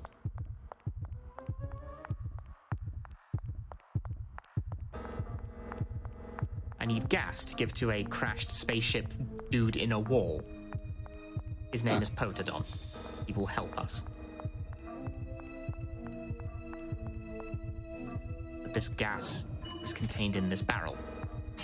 if you try and pick up gas from any other gas barrel that isn't like cartoony and has eyes and stuff, it explodes in your face, and you take lots of damage. I wonder why this one's so friendly. Who knows? It's the eyes. Toy gasoline, you know? Once again, tagging a story event. In that story event, Pododon will explain to Cork that, you know, A, he needs gasoline, and also that, you know, it's okay if you go and die, because then you can be with Sexy Doll in Toy Hell. So we take his word for that and proceed happily on to our execution. This is a very happy game. I would say this was rated M, but I think this actually predates the rating system. Huh. At least it did in Japan. There's no rating on the box. I don't know about no American stuff. I ain't American. Anyway, we were sentenced to death by hanging, so we have to avoid all of the incorrect execution methods. So no guillotine, no electric chair. These are all wrong. If you approach them, you will just take damage. Hanging is the one we want. And in this story event, our hanging is interrupted by Potodon. Because Pododon has sussed out that if a toy dies in a regular way, they don't go to Toy Hell, they just go to regular hell. And then I couldn't reunite with Sexy Doll, and that would be no good. So he saves our life, so that we can reunite with our Sexy Doll in true Toy Hell. But first we need to do a little sewer bit. There's always a sewer bit in these games. It's a contractual thing, I think. I hate sewer levels so much at this point. It's very brief, fortunately. Alright, now we escape the sewers. In this cutscene, Pododon explains to us that in order to go to Toy Hell, we need to become owned by a kid, and then have that kid die, and have him bury us with him when he dies. So right now we need to find a suitable kid in order to die with them. That's the plan right now. And this is the only clue we get for accomplishing this. To Santa Claus. The toy what needs me is the Doll of Toy Hunter. My house is the second floor of the apartment. Without making a mistake. Jeremy. Inda. Does that say Cork in the US version? Nope. It just says Inda? Mm-hmm. Oh. Oh, also, caution. Recently, ghost and so on increase in this town. As for the children, to be careful. Anyway, the kid's over here. He invites us into his room. So we're going to put the Pododon chip that we found into this other Pododon. To get the other Pododon, give him his memories back.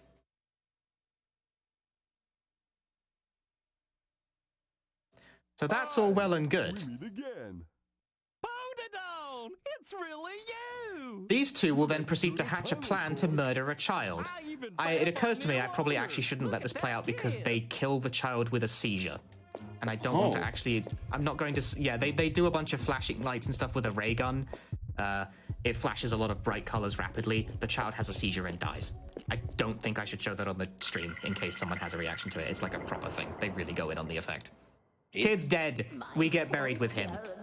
We murdered that kid, by the way. We murdered Jeremy.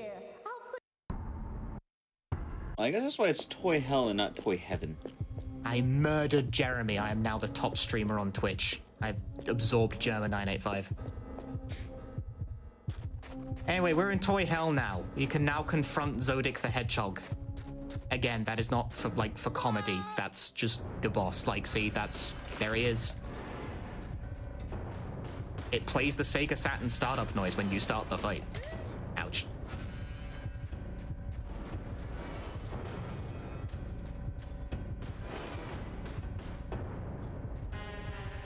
I need to shoot Zodic so that he drops rings. I wonder who this. And I need to shoot those rings. I wonder who this could be possibly referencing. Who knows? It's Crash Bandicoot. It's gotta be, man. These are clearly like the apples that he drops, right? Exactly.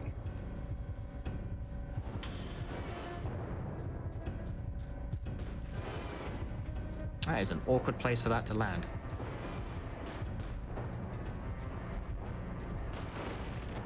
Yeah, that's the flow of this fight. We shoot him, he drops rings, He can sort of choose whether or not he wants to play the game because he has attacks that are completely invincible. Where did that land? Weird place. He's out of health, but he's in the middle of an attack, so I just gotta wait for him to finish doing that attack. Zodic is dead. I have destroyed the Sega Saturn.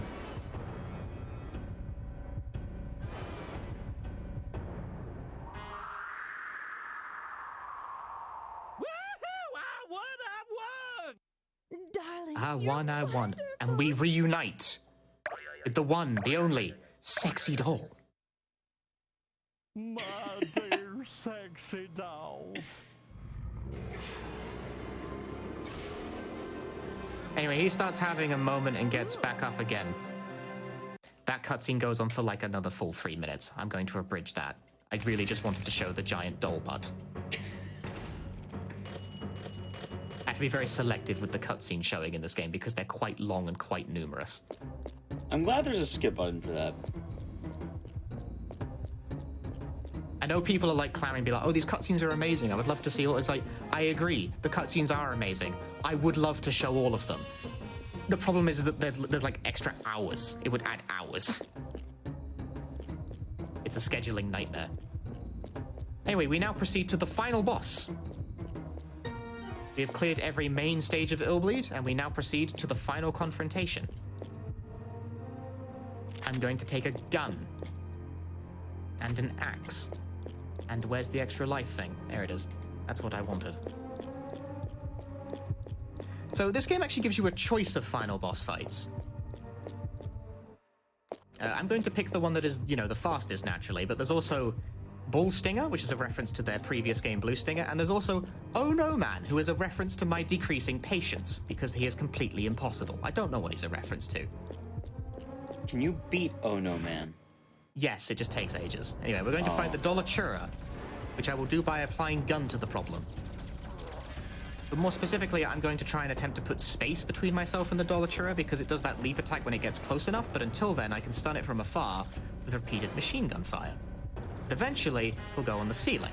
And when that happens, I gotta shoot all of his offspring and avoid the shadow because he'll drop like acid on my head, which hurts quite a lot, and because this is in the middle of combat, I can't like open the menu for a healing item or anything. Oh. So I have to, you know, win in one shot, basically. But it's not so bad once you have the pattern down. You know, he said missing every shot there. Can't see what I'm doing, so you know. Oh, no jump. Cancelled out of it. A rare move. On the ceiling again, that's a less rare move. Whether or not he goes on the ceiling is not in my control, and obviously, ideally, less time on the ceiling is better. I refer to bosses that can do this type of thing where they can just sort of leave the game for a bit as bosses that don't play the game. This boss can choose not to play the game. He's one of those. It makes for a very fun ending to a run. Illbleed is already quite a random run as is, as you might have noticed, but having this at the end is like, great. May or may not just lose gobs of time depending on how much time this guy likes to spend on the ceiling. Fun. This is going well, at least.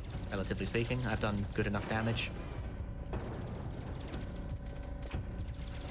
Just need to get this guy. Get this guy. Put lots of space. That's a lot of space I put there. Lots of repeated stuns. That was a good sequence. That was a good sequence. And he's down. That was actually quite a good fight. And time. That's time. That's time. All right. Nice. Underestimate. Even with showing many cutscenes. It was a good run. All right, let's watch the final cuts in here, and then we'll get on to some other stuff really quick. But Why not? It's worth seeing the final cutscene just for the, I'll present you with You'll see. $100 million. And here, for the fanfare, is the Michael Reynolds Orchestra. The Michael Reynolds Orchestra will now play for us for our $100 million. The Michael Reynolds Orchestra is a sequence of gifs of copy-pasted dudes. There are precisely 4 dudes in that orchestra. They are merely repeated. All the money is mine! I present you $100 million. Yes, that was Illbleed. Thank you very much for watching. If you enjoyed the run, then please drop me a follow on the twitch.tv. My channel is at twitch.tv/punchy. I think we're allowed to do these self-promotional things. It's been a while. You beat me to it. So yeah, I posted a link in chat, but where else can they find you if they want to find you? I'm also on Twitter at succinct_punchy. Otherwise, I stream runs on Twitch, and I do in fact stream runs of this game in particular with some degree of frequency, because I'm basically the only person who runs this game with much regularity. I did a lot of the routing work on this game myself, and I would, not to be too full of myself, I'm quite proud of this one. It took a while to sort of get all the pieces together for the pattern recognition and the boss strategies and the enemy, how all of this, because nobody knows how the game works. It took ages to work it out. I'm proud of this one. I like this game. It's a fun run. If you like it too, then please check me out at your earliest convenience. All That's right. it. Thank you very much. Yeah, before I head on off, I just want to say thank you once again for being on here. We're going to have some great runs still coming up, so to everyone in chat, I just want to say thank you for watching so far. We're going to be cutting over to a quick wellness break. This is a time to stand up, touch your toes, stretch your legs, do what you need. As well, if you're watching this on YouTube, you can come check out our highlights channel by searching GDQ Sum of Best Segments on YouTube. And you can see highlights on a bunch of different GDQ Hoppic shows. Alright, that being said, that was Illbleed with Punchy. We're gonna be right back. Alright, we are back. We just finished up with the I absolutely demented Illbleed. I love that game. I hate playing it. I love watching it. That game is it's a very weird dynamic of rough around the edges, but very, very enjoyable for those who are watching. I always like watching Punchy do it, so if you have not checked him out, definitely do so. But we're going to be continuing with our games for tonight. The next game's definitely going to be a lot more convenient than some of the other games on our list. I'm going to be getting flack for that later, because I already know what I just said. But the next game is going to be The Convenience Store, which came out last year, and is a really interesting indie game. Anyway, The Convenience Store will be done by one of my favorite runners, Starwin. Take it away.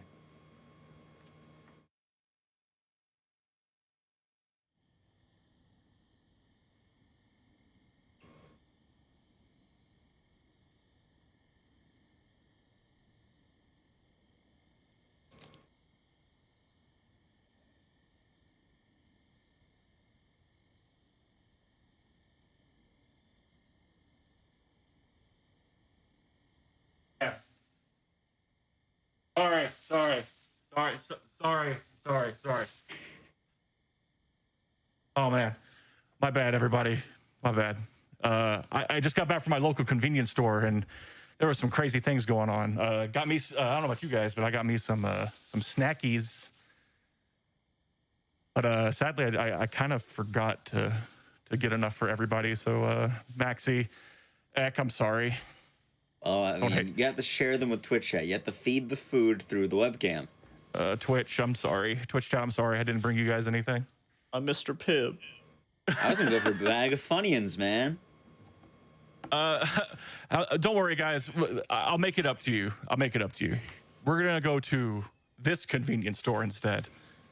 But real quick, I'm Starwin. I run horror games. Let's go to the convenience store. So get ready on time.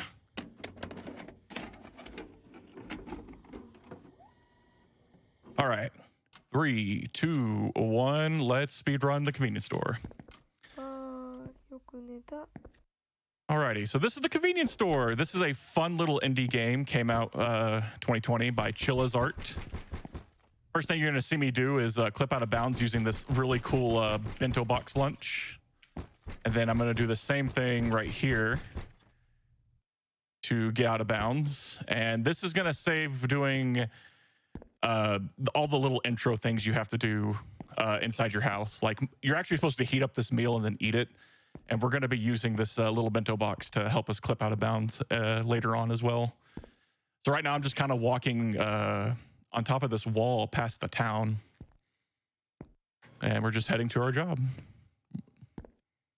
But if no one has ever played the convenience store, this is a fantastic indie game. It's a very, very fun game. Chilla's Art makes a lot of great horror games. We'll definitely check them out. And honestly, this is one of the better ones. And they're all great, but this one, in terms of like speedrun tech, is amazing. But as I said earlier, we got Maxi Lobes here. Hi, Maxi. How you doing? Hey, everybody. Maxi just coming off of a world record run of Devil May Cry, so congrats to him. Thank you. And Deadly Premonition. Oh, yeah, you did Deadly Premonition as well. I forgot about that. And Shenmue. And Fear. The absolute monster. Okay, so you kind of notice this game has like a little bit of a VHS filter on it. I'm going to turn that off in a little bit just because it's personal preference. I like it when it's a little bit more clear. No, I was going to do the funny thing and dupe it, but I'm not going to now. So the whole premise of this game is we work the night shift at a convenience store, and this store is a little spooky. It's a little bit haunted. But oh yeah, I need to grab this bread. No, it's this bread. Also, bad bread. The bad bread. So my first chore I have to do for the evening is get rid of the expired food. And usually you can just dupe it. You can dupe things in this game by dropping it and and using it somewhere at the same time, like this. Like this guy gave him the food, and we still have more. And then should be okay to keep doing this. I'm going to do a new trick where we're going to pause and try to enter back where the cash register is at. The game now thinks I'm behind the counter. This was a newer strat that was just found out, and this is actually really convenient because it actually does eliminate a harder strat that we used to do. Because when you drop an item and you want to when you want to dupe something, it's pretty much, it feels like it's frame perfect. It's a really tight window. Like what I was doing earlier, Maxi Lobes has dubbed the bento beats, because that's what you do, is like you're keeping that rhythm with your left mouse click and pressing Q at the same time. If you're doing it right, you can see like this is levitating right now. So yeah, and like the bento beats wasn't really incorporated into this game, this category rather, till I came along. It's like after that, there were just a bunch of people who were like, yeah, you know what? I'm gonna do this too. And there's been like a ton of new tricks now that you can see in this run. Oh yeah, for sure. And we're gonna go ahead and place this for like a week, and then oh. It was me. I'm sorry. I don't mean to do this to people. I watched you play a game and I was like, dude, that looks like a lot of fun. There's a lot of downtime in this game, but this game is still fun to run. It tends to happen.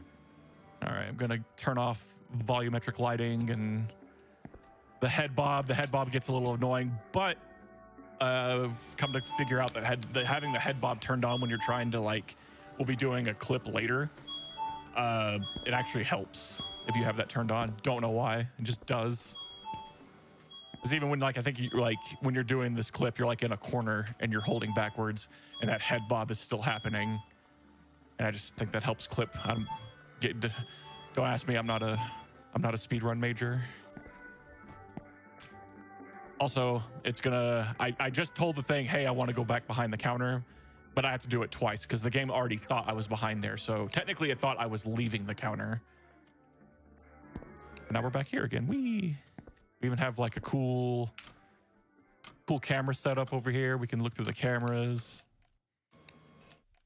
We can zoom. Of course, I hit the left bumper, not the left bumper, the left mouse click. Oh, we got a customer coming. Hello. Wonder what they want.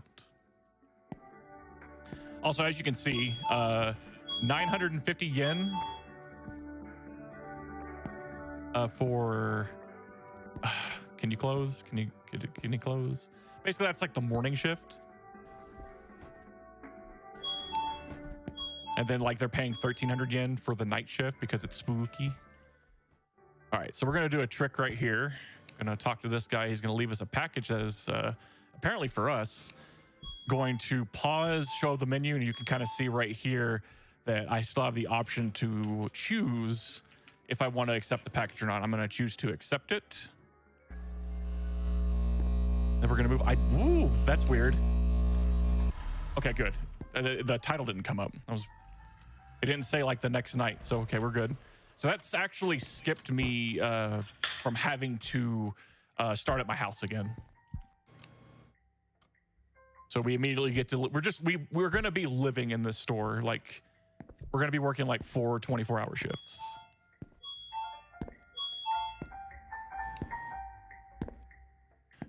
Now we have to kill all these rats outside, sadly. Cue the rat's birthday mixtape. I was about to say, like, every time I do this part, I just think of Maxie singing the song. The rats, we're the rats. Maxie, can you give us some lines? Rats, the song? rats, we are the rats. It is that Celebrating one. yet another birthday bash. Michael, it's your birthday today. Making ice cream on its way. And Michael, such a good boy this year. Open up your gifts, or we all cheer. Yes, very fitting for this episode, right, Ek? It is. Thank you, Maxie. That was beautiful. Thank you, Max. Problem. All right, so night 2 is a little slow. So we did our little thing with the our daily chore, and now we're going to wait for Grandma. Hi, Grandma. You have a spooky face. Honestly, I think if you look at every YouTube thumbnail for this game, it's a close-up of Grandma's face. And like she's nothing to. She has very little to do with this game. Like, she says one ominous thing, and that's about it. But like, you got people that are like right here, like. I mean, it's off. It's not spooky, but it's a little off-putting. It's just like, I can't do it. Can't do it. So yeah, we're gonna wait for her slowly. She's gonna go to the bathroom, and she takes a little bit, which is fine. She's old. It's fine.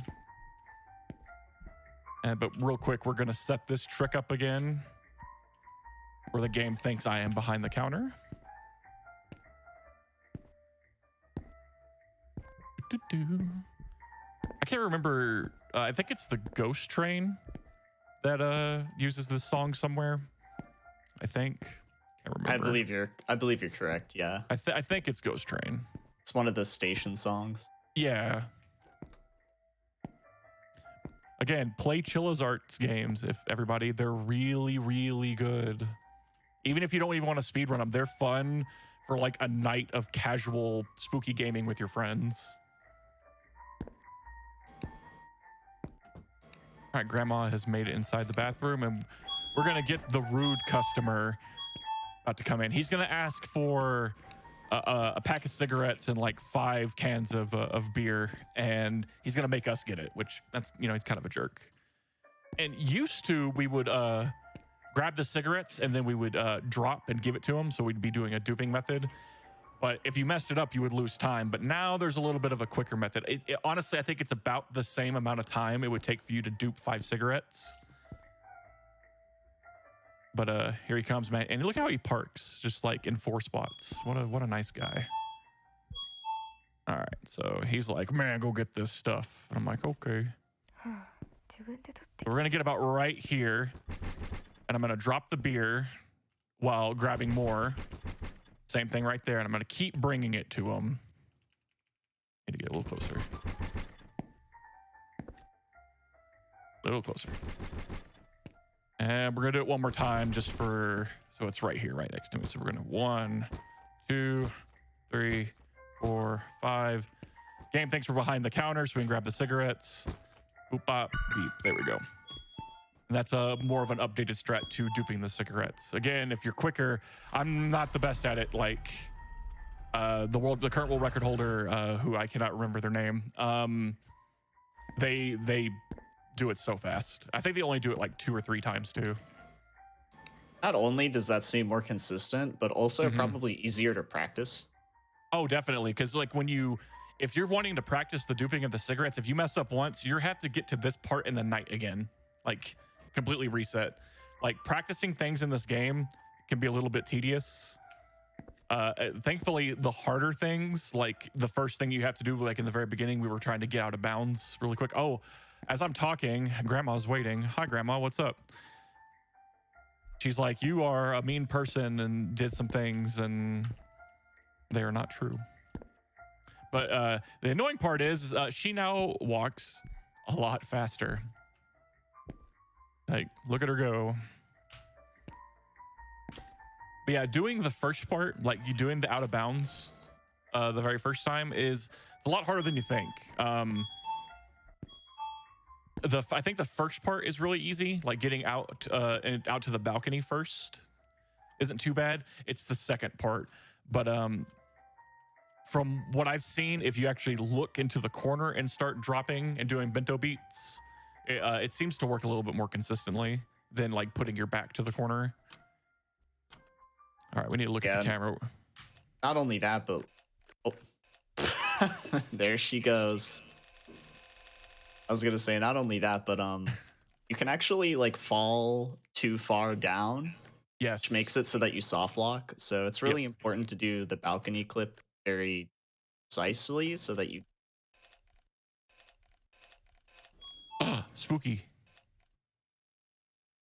Yeah, so like I was mentally prepared for like, welp, I fell off. I have to restart. Thankfully, it's at the very beginning of the run, but I think the world record, I think for from then getting out of bounds and then clipping onto the wall, onto that invincible line, that basically, I think it took them 13 seconds. 13 seconds to do all of those.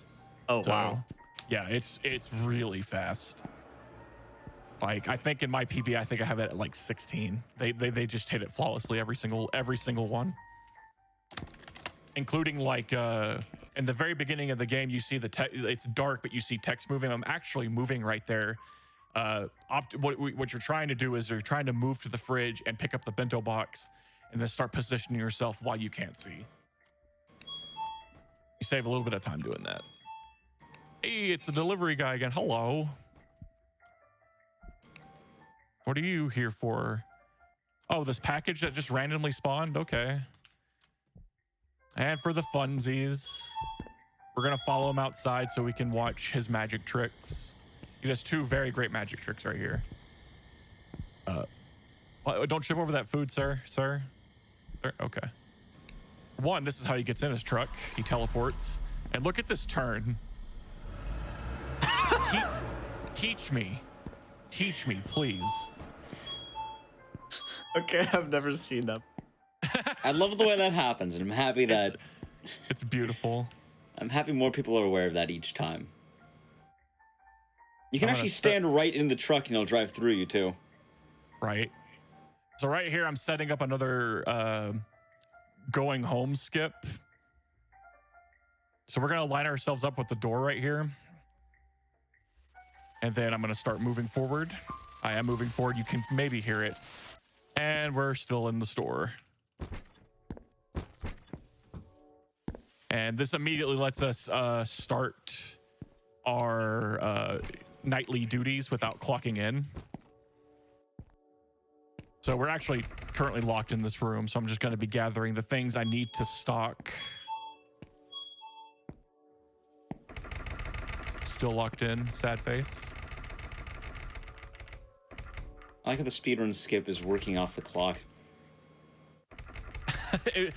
Don't get paid. Yeah, this is definitely something you don't want to do in real life. Yeah, clock in, get your money. Clock in. I think you make 14 an hour in this game because you're getting slightly above minimum to work in the spooky convenience store. Would you work the night shift at a spooky convenience store, chat? Press 1 if you would. I want to see how brave everybody is. All right, so we're done stalking.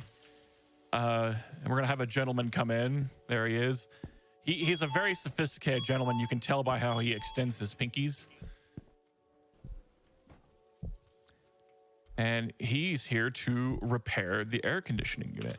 So here's one of the new things that we do. We're going to go right here to the computer. And we actually are going to go to this page, this view, to see that, oh, look, the tape is now broken. So used to, we would wait to do this, but now we don't. And usually a jump scare happens right here, but not anymore, but never mind. Gotcha, spooked you. That guy gets every. What's great, that's what I love about the trick that we do now. You can actually not make him spawn ever. But his punishment for scaring us is that he doesn't get to go home. Since we don't clock in, he doesn't get to go home. And then I'm going to come over here. There's something spooky going on over here, but I'm going to need to put the bento box right here. Us doing this to make the the cello tape come down sooner lets us set up a lot of different things instead of having to go back and forth a lot. This guy's going to work on the air conditioner.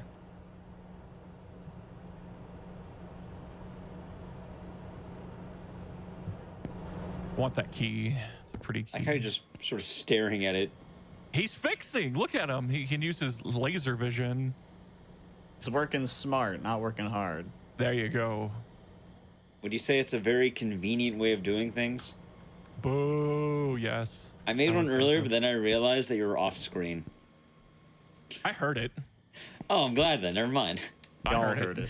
I know you heard it. I didn't know if Starwin heard it. I had the stream up on my phone. I know I was like about 10 seconds behind, but like the second you said it, I was like, okay.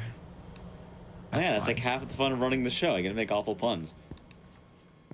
So we got this mysterious key that opens this door, but sadly there's a ominous presence and it's not allowing us to open the door. Also, I'm going to take this time to turn head bob back on, and I'm really sorry about this, everyone, but I got to turn up the brightness to max, and it's going to get really, really bright in the convenience store. I mean, like mind-bogglingly bright. Like, look at that. This just helps me see in this dark area that we're going to be going to soon.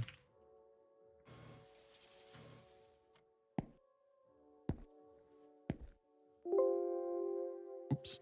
I clicked out of the window. How many times have you done that? Every time like you pause in this game and do a trick, if you're not playing on full screen, like the mouse will go to whatever other monitor and it's really annoying. Also, Chad, if you think this brightness is bad, he turned off volumetric lighting. I did it for, man, here you go. There you go. That's the volumetric. There you go. Like like we don't need that much. And we're gonna rapid tap to get through that. She's gonna leave us a charm because she's like, I can't believe someone actually would make you work here by yourself. He's just still in the back. I told you, he's there. He's gonna work now. He's working with me. We're working a double today. I think they call this fluorescent light bulbs.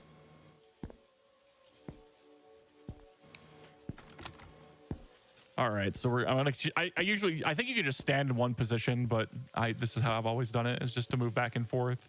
Don't really have to do it.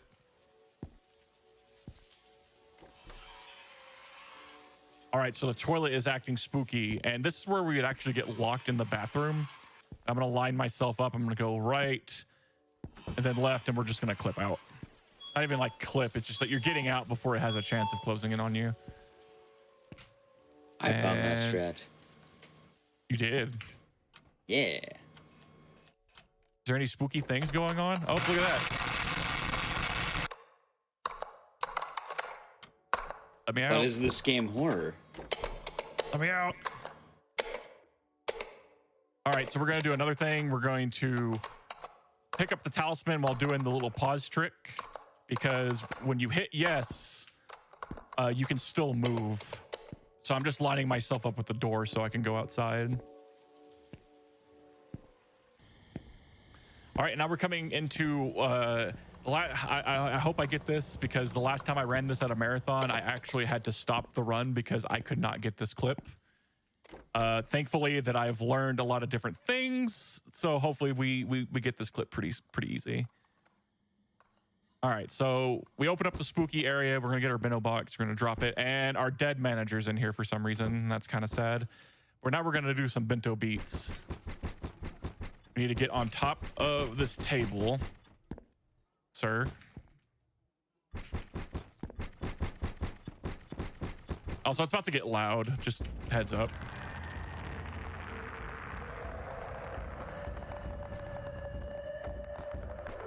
No. There we go. We popped right out. Just shoves you out of the room. And a little bit longer, a little bit longer. Okay, I'll call it good right there. We still need to skip going back to the apartment.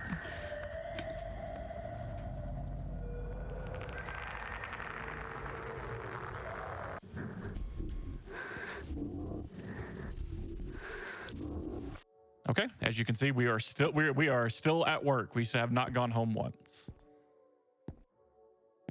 And this time when we go back into the counter and we leave the counter, we're in spooky land.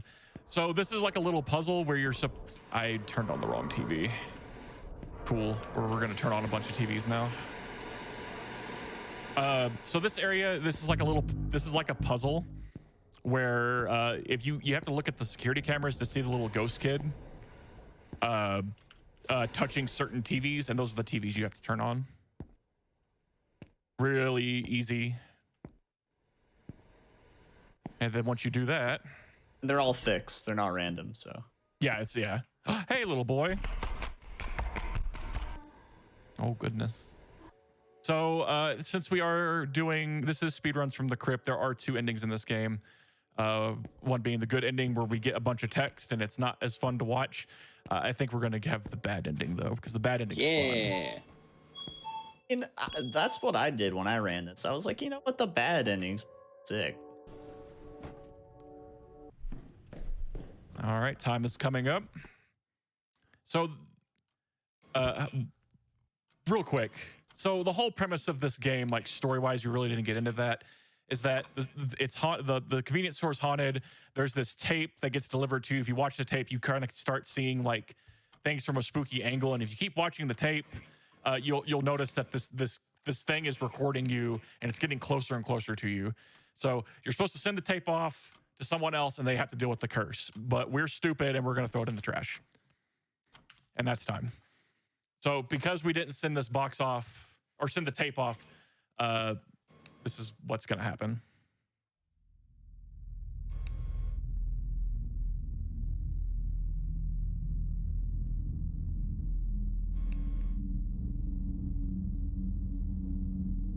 Also, my apologies for keeping this in Japanese. I meant to turn it to English, but it's That's just all good. quick. It's just quicker to run in Japanese, like less text to mash through.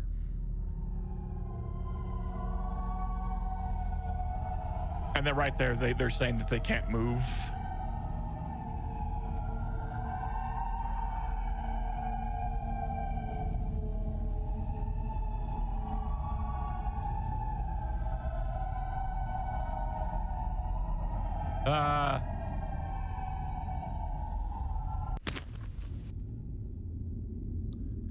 And they were never seen again. The good ending is literally just a wall of text explaining the whole situation. Bad ending is you get killed by the spooky ghost. One big munch. Yeah, one big crunchy munch. The real villain is minimum wage. Ha ha ha. That was a good joke. Anyway, Starwin, thank you for doing the run. If anyone wanted to find you on Twitch or anywhere else, where can they find you? Twitch.tv/Starwin. I do the spooky games kind of like Ek. Not as many, but I try to play a bunch of spooky games. I do have a game that I learned recently that I haven't shown off yet, and there's no runners for it. So if you want to know what it is, maybe come by sometime and check it out. What game is it? Do you want to know? You want to seriously know? I do want to know. What game is it? Spirit Camera on the DS. Oh no. God. Isn't that Fatal Frame? Yes, it is. It's not Fatal Frame, but it is. Oh. It is. Yeah. It's actually a very interesting run. It's a lot of fun. Oh. But a lot of, because you have to it's like physical. You have to be like turning around and stuff to Yeah, it's It's fun. interactive. It's interactive. Yes, there we go. Okay, then. I do want to thank you Okay. again for being here, for doing the run. Yeah. We are going to be going to a quick wellness break right now, while we set up our final game of the night. That game is going to be a doozy, so I hope you stay with us for that.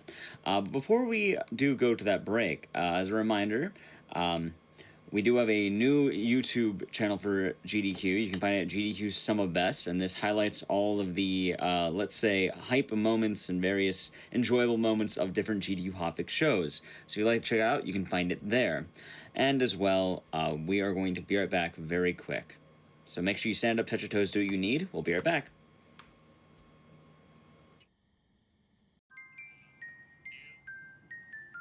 All right, we are back from the break. Welcome back, everyone. From this break, we actually have a major decision, and it's very fitting for the next game. Live or Die, the words of Jigsaw. The next game is going to be Saw 2, but before we get into that, we actually have a poll for you that you can decide right now. So this game does have multiple endings, and the endings don't really lose or save much time at all. I think one ending is slightly slower, but it's very inconsequential. So overall, right now, if you'd like to vote in Twitch chat, you can pick who will our runner be saving, Campbell or Michael. Right now, it looks like Campbell is winning, but you can vote for either one. We'll leave that up as we go. But before that, let me just talk a bit about this game. So recently I've had Saw 1 on the show, and Saw 1, I love that game a lot, it's fun. I've also played the sequel, Saw 2 Flesh and Blood. This game is definitely rough around the edges. We're going to talk about a lot of the reasons why it is, but it's definitely an interesting game, and it's one of my personal favorites that I've kind of grown to love throughout the year. And since that's the topic of today, I thought it would be quite fitting. Anyway, without further ado, let's get into Saw 2 Flesh and Jew-Horse. Take it away. Hello. Hi, I have the copy right here. I'm playing this game on Xbox 360. My name is Jew-Horse. I was last on X's show playing Saw 1, so second time in a row actually. But I don't know how you keep getting invited back to the show. So I don't know how you keep getting invited back. That's what I was saying. oh wait, you gotta talk a little bit more. I guess someone's at my door. Just give me a sec. Jigsaw's at my door. Oh, it looks like we're talking a little bit more here. I do have time for my thoughts on Jigsaw. Oh, I don't want to get that full-blown rant. I think last time I talked about Jigsaw on the GU Hotfix, some people were not happy. It does look like Campbell will be the winning decision here. So, wait, was that a 50-50? One vote, 73 to 72. All right, so we'll be saving Campbell throughout the run. But for right now, who we it's supposed to saving? be, we're saving Campbell. There you are. No. Okay, you guys chose the wrong character. How dare Alright, you he's guys? back. All right. I'm Also, back. thank you for the belated birthday wishes. Thank you very much for that. Happy belated birthday. All right. Yeah, my birthday got deferred by like everything, so it's fitting. Yeah. So what was I about to say? Oh yeah. Last time I ran Saw 1, and then I like after Saw 1, after the run that I did on GDQ, I immediately started on Saw 2 Flesh and Blood, and then like I think like a week later I got like the world record for it. So yeah, I think I found like a few skips out of it, but also I Yeah. did all the puzzles like kind of quickly as well. So Also, the that's thing good. you missed is I was asking, I don't know how you keep getting invited back to the show. Yeah, I gotta go one more time. Someone's calling me again. I'm so sorry. See, every time I say that specific sentence, he has to go. Oh, we're back. We're back. It hopefully won't be long. Hopefully it won't. On the upside, this is the final run of the night, so we do have a lot of leeway on this time, but I hope that you've all been well. I This just is bad remind, luck I for guess, me, say, madam. This is bad luck for hey, me. we'll see. We'll see. I can talk about a lot of things right now. It's been a while since Yeah, we don't had to do worry a about Speedruns it. from the Crypt, so it's nice to be back. Yep. I'm gonna start off with the game. I'm gonna talk about the game anyway, so time will start in 3, 2, 1, go. Alright. Alright. So yeah, so basically the poll was supposed to be saving Campbell or Michael. So we were gonna be saving Campbell. So basically this is Campbell, and also content warning. I forgot about content warning right away because we're gonna do what we were supposed to do on Saw 2 in the movies, where we had to cut out the eye. Basically, this guy is in a Venus flytrap. Yeah, he's in a Venus flytrap from Saw 2, and he's doing the exact way where you have to do you have to use the scalpel and cut your eye out so that you could get a key inside there. So yeah, this is Campbell. So basically we're gonna save Campbell, and Campbell, the backstory of Campbell is that, hold on, let me actually do this puzzle first. So basically the backstory of Campbell is that Campbell is a cancer patient. He has like a few months to live, and in order to, like, how you say, see his son again, he has to live, but he also can sacrifice his life, hold on, by giving himself up and saving Michael instead. But we are not gonna do that. Also, I'm gonna do a little skip right here. So basically, if you walk onto this, how you say, this kind of like cracking floor, you can actually do one quick time event instead of two. Also, this game is called Saw 2 quick time events because there are, like, I think someone actually counted this 77 quick time events in the speedrun. So there are a lot of quick time events. Oops, all QTEs. Yeah, this game came out in the early 2010s. Exactly 2010, in fact. But then so again, we that was have the, a lot. the era. Yeah, we have a lot of cuties in the chat. Any cuties? Ayaya? QTEs. Yes. All right. So basically, there are. It's kind of like the same as Saw 1, where you have to do a bunch of puzzles, but they also had to change the puzzles as well. And also the lore of this. Oh no, I already messed up the first one. All right, this is a lock puzzle. It's different from the first one, anyways. So you have to use. That's how all nail and lockpicks work, right? What? That's how all lockpicking works, right? Yes, of course. All right, there we go. And yeah, you have to, like, how you say, what was I about to say? Oh my god, I'm goldfish brain at the moment. I don't remember what I was about to say. Can you chime in and say something, honestly? Yeah, you're saying there's like 77 QTEs in this game, and that's going to apply to like everything. I'm not even kidding. Also, here's our favorite enemy of the game. This is the first yes. boss. This is the rammer. We like to say the rammer. name. Yeah, the rammer. Wow, looks like he avoided death for a bit. So I had to bring him towards this elevator door, and then whee, he's dead. All right, cool. Anyways, we're gonna go up to a circuit puzzle right here. There are two different kinds of circuit puzzles instead of one from the first game. So there's colored circuit puzzles, and there are polarized circuit puzzles. So this is the polarized ones. Let me actually concentrate on this one because this is kind of a bit something for me. So while Joe's solving this, I'll kind of break down what's weird about this puzzle. So you can see two colors, red and yellow. Red and red cannot touch. Yellow and yellow cannot touch. Only opposites can touch. In Saw 1, when you did this puzzle, it was really simple because you can just chain everything.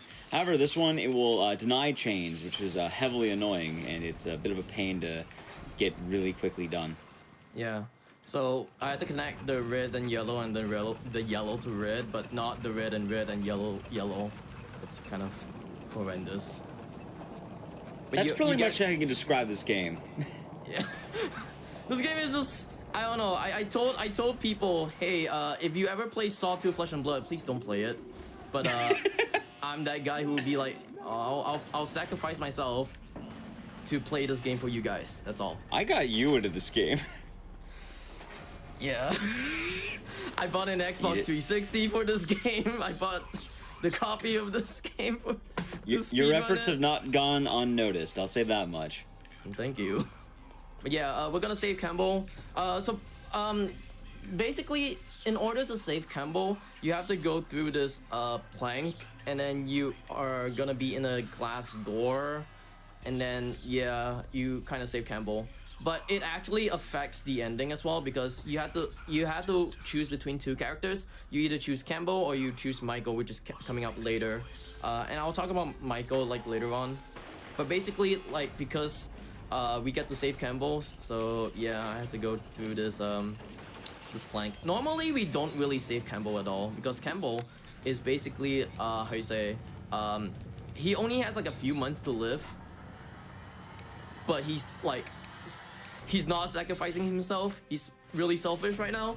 And there you go. Saw 2 Flesh and Blood. Whoa. Anyways, now we get to meet Michael. which is the main protagonist in the game, where Michael is actually Detective Taps' son, and right now we are in Detective Taps or his dad's place, where in the first game he actually shot himself or he committed suicide.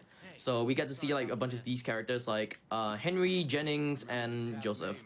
Jennings is from the first game. It's like a cameo from him. And then one more person, which is Sarah. So we're gonna see Henry, Joseph, Sarah later on in the game because they're gonna be held captive as well. They're gonna be victims of Jigsaw's game as well. So yeah. And then now we get kidnapped by Big Hit. So yeah. And then we get transferred into this hotel, I think. Like the pig was just waiting at a crime scene. Mm-hmm. I like how someone said, I forgot the last time Sawtooth got a speedrun. There's never been a speedrun in this game. There's only like... Yeah, it's never been any GDQ, not even hotfix. This is a debut entirely. Yes. All right, we get to and you're meet gonna Solomon. see why. That's all I can really say. You're gonna see why this is a debut. Mm-hmm. So okay, so we get to meet Solomon. Solomon will be how you say? We will meet Solomon again later on in the game. It's like pretty far, but anyways, yeah, this is Michael, and the cool thing about Michael is that he has the same traits as his dad. We don't have shoes on, so that's cool. Also, so quick fun fact as well. So all these logs, they are kind of randomized on its initial start. It's not like, how you say it? It's not like the Saw 1 game where all the logs are kind of fixed in its initial and ending. All of the ending solutions are kind of like fixed, so you can actually memorize them. But the initial start is actually different from everything except for the first log. The first log is actually like the initial and the ending are just the same. So I can't memorize that, but all of them afterwards is just no. Also, get ready for combat because combat is gonna be very weird. So in the first game, you can actually like I don't know, control Detective Tap and actually hit them. But with this one, you had to do a quick time event in order to do the combat. So I had to wait for this guy to actually come towards me, do an action, which I do not know what he's doing right now. All right, there we go. There we go, that's the action. And we're gonna do combat. This is combat. This is literally combat. It's QTEs. Beg to differ. Anyways, we're gonna pick up this nail bat. Hopefully I can do a skip in this game because there's a skip that saves a lot of seconds and also save my bat as well. Anyways, we're gonna pick up hypo.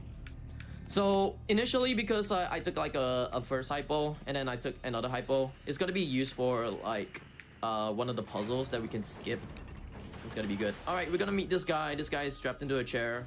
We're gonna say goodbye because we are not saving him at all. He's a bad guy. Anyways, 3054. There we go.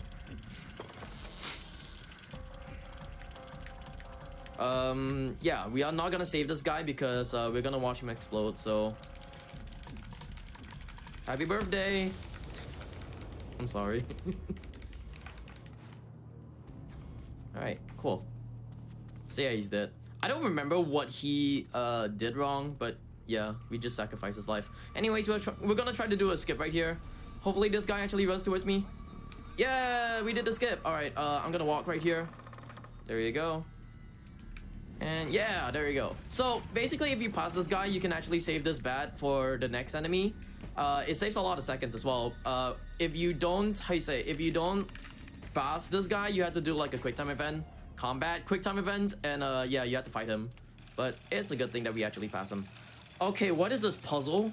I am confused right now. Yeah, this is the only good puzzle you would see in this game. I think it's like this. Yeah, I think it's like this. Wait, hold on. Yeah, it is like this. Okay, cool. Yeah, this is the only gear puzzle in the game.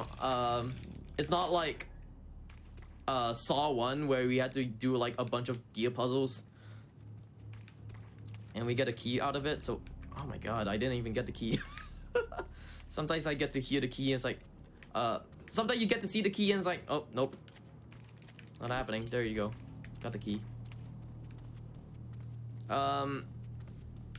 Planks, I guess. I'm gonna talk about planks. So, planks in this game, you get to do the quick time event as well. So basically you have to spam your left trigger and right trigger to actually walk on the plank, but you also have to use the analog stick just to walk forward. No, just to balance. Sorry, just to balance. I forgot about that. So mashing your left and right triggers are just to walk forward, and then how you say, using your analog stick just to balance. Whereas in the last game you had to use both analog sticks just to balance and walk forward, which kind of sucks. Which is, I guess it's kind of easier. It doesn't suck, it's just kind of easier, yeah. Anyways, we're gonna meet Henry, our first victim. So there are, how many victims am I gonna save? 6? 6 victims, I guess, yeah. Also, we get to see like John Kramer for a bit before going into this place. This is the other circuit puzzle, which is the colored circuit puzzles, which is easier than the polarized puzzles, and I like these more. Anyways, we get floor puzzle. Do you want to explain about this? Because I'm gonna concentrate on this one. Yeah, so the floor puzzles here are, there's a TV and they'll show you a pattern, like, I think it's like heart tape camera or something.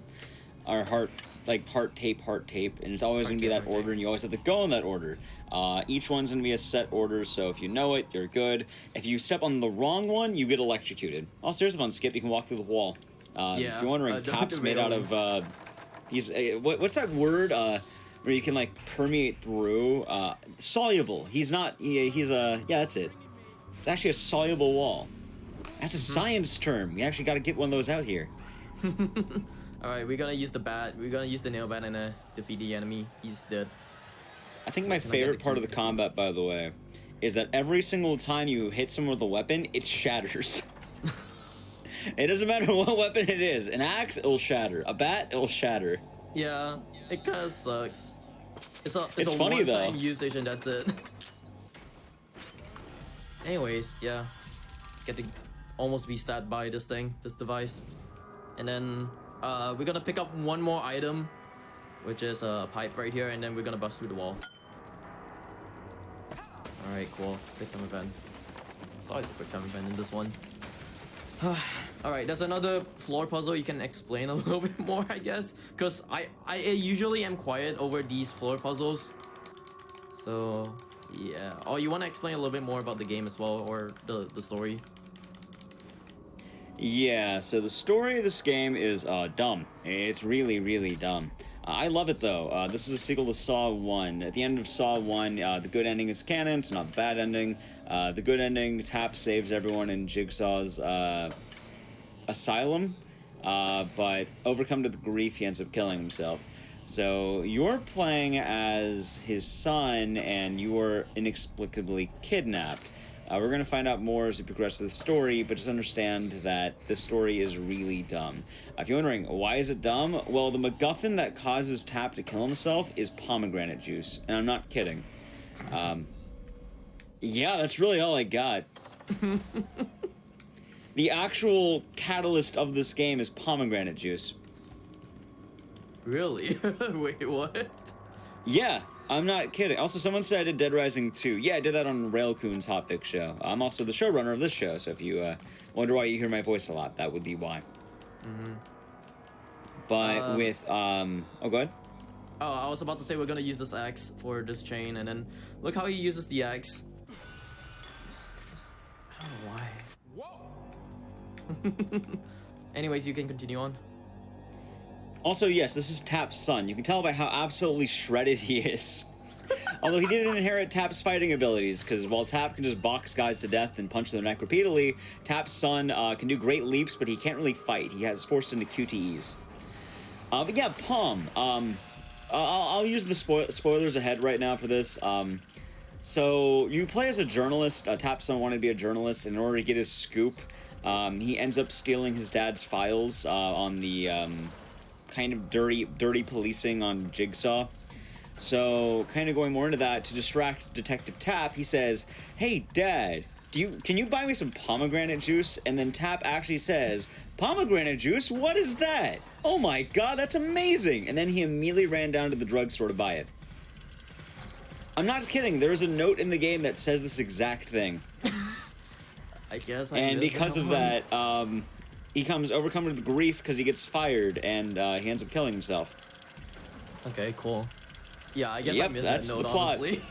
Yeah, it's like in the middle of the game. I don't remember Really? which note. It's like 30 or 40 something.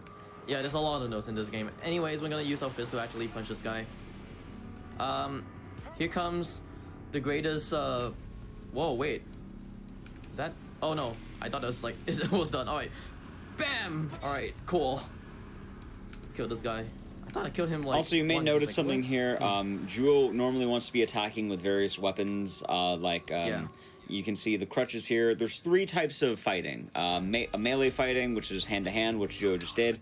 If you do that, it's going to take 2 sets of 2 QTEs. A weapon will normally take 2 QTEs, but it'll kill, and then sharp weapons will actually kill immediately in 1 hit. Also, Yeah. here's a puzzle to save this guy. You have to find 6 mannequins in a row. The mannequins all have numbers 5. behind them, and he's going to put the number 4, 5. I Oh, sorry, guess. 5. Yeah. I thought it was 6. Around there. No, it's not. And we'll see it's when he puts his hands up. 5 numbers, but 4 mannequins. There you go. Yeah, there we go. Yeah, yeah. So basically, we had to save Zeke. This is Zeke. Basically, he's in a trap that was in Saw 2, where if you remember, there was this one girl who, or one woman who puts her hand into this trap, and then she wanted to take the antidote, but she failed, and then her hands are just trapped there.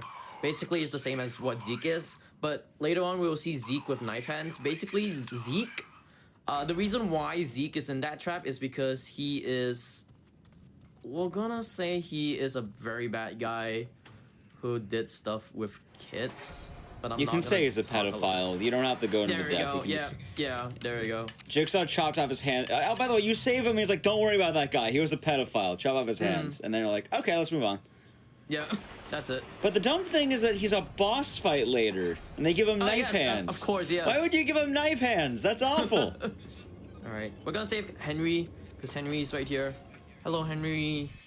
He has a gun in his mouth, but we have to do light puzzles because I don't like my light puzzles. What I normally do is that I use a cheat engine for this one. I'm I don't sorry. use cheat engine. I Google lights out and then just type in the answer for the third one because it's a Yeah, terrible same. puzzle. I did It's a that, terrible yes. game. I hate lights out.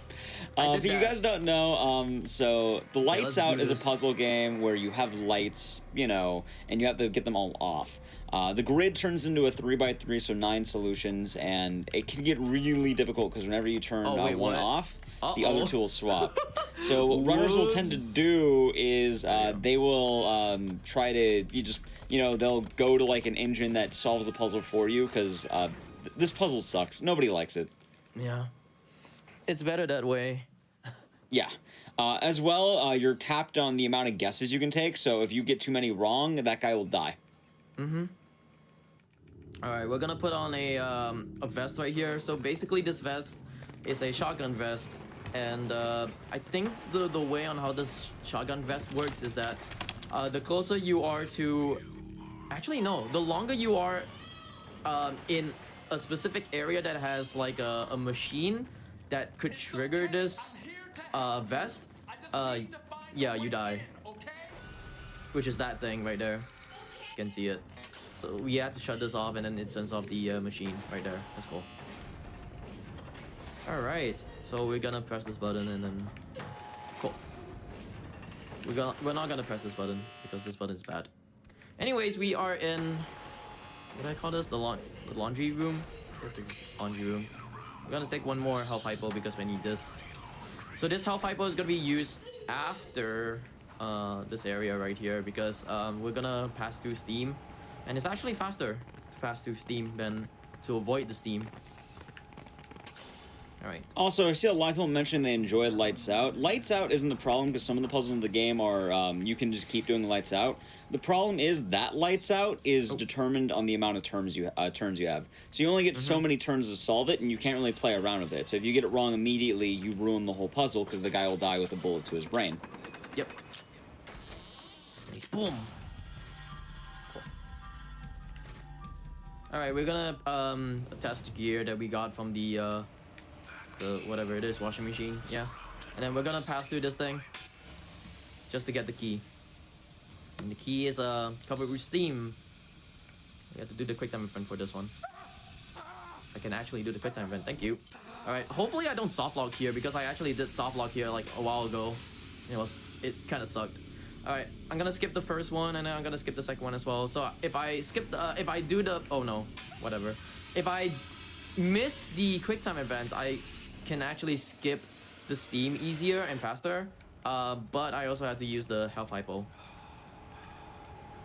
All right. Cool. All right, another light puzzle. This one's a longer one. But later on, you will see like more colors. You get to see like, oh my god, what is this? Yeah, what is this? You get to see green and then later on blue. What is this? Excuse me? I'm not having fun with this one. All right, come on. Usually it will go around and it sucks. But this one didn't really go around at all. Oh, basically a guy fell. Just fell. That's all we need to know. He created a path for us as well.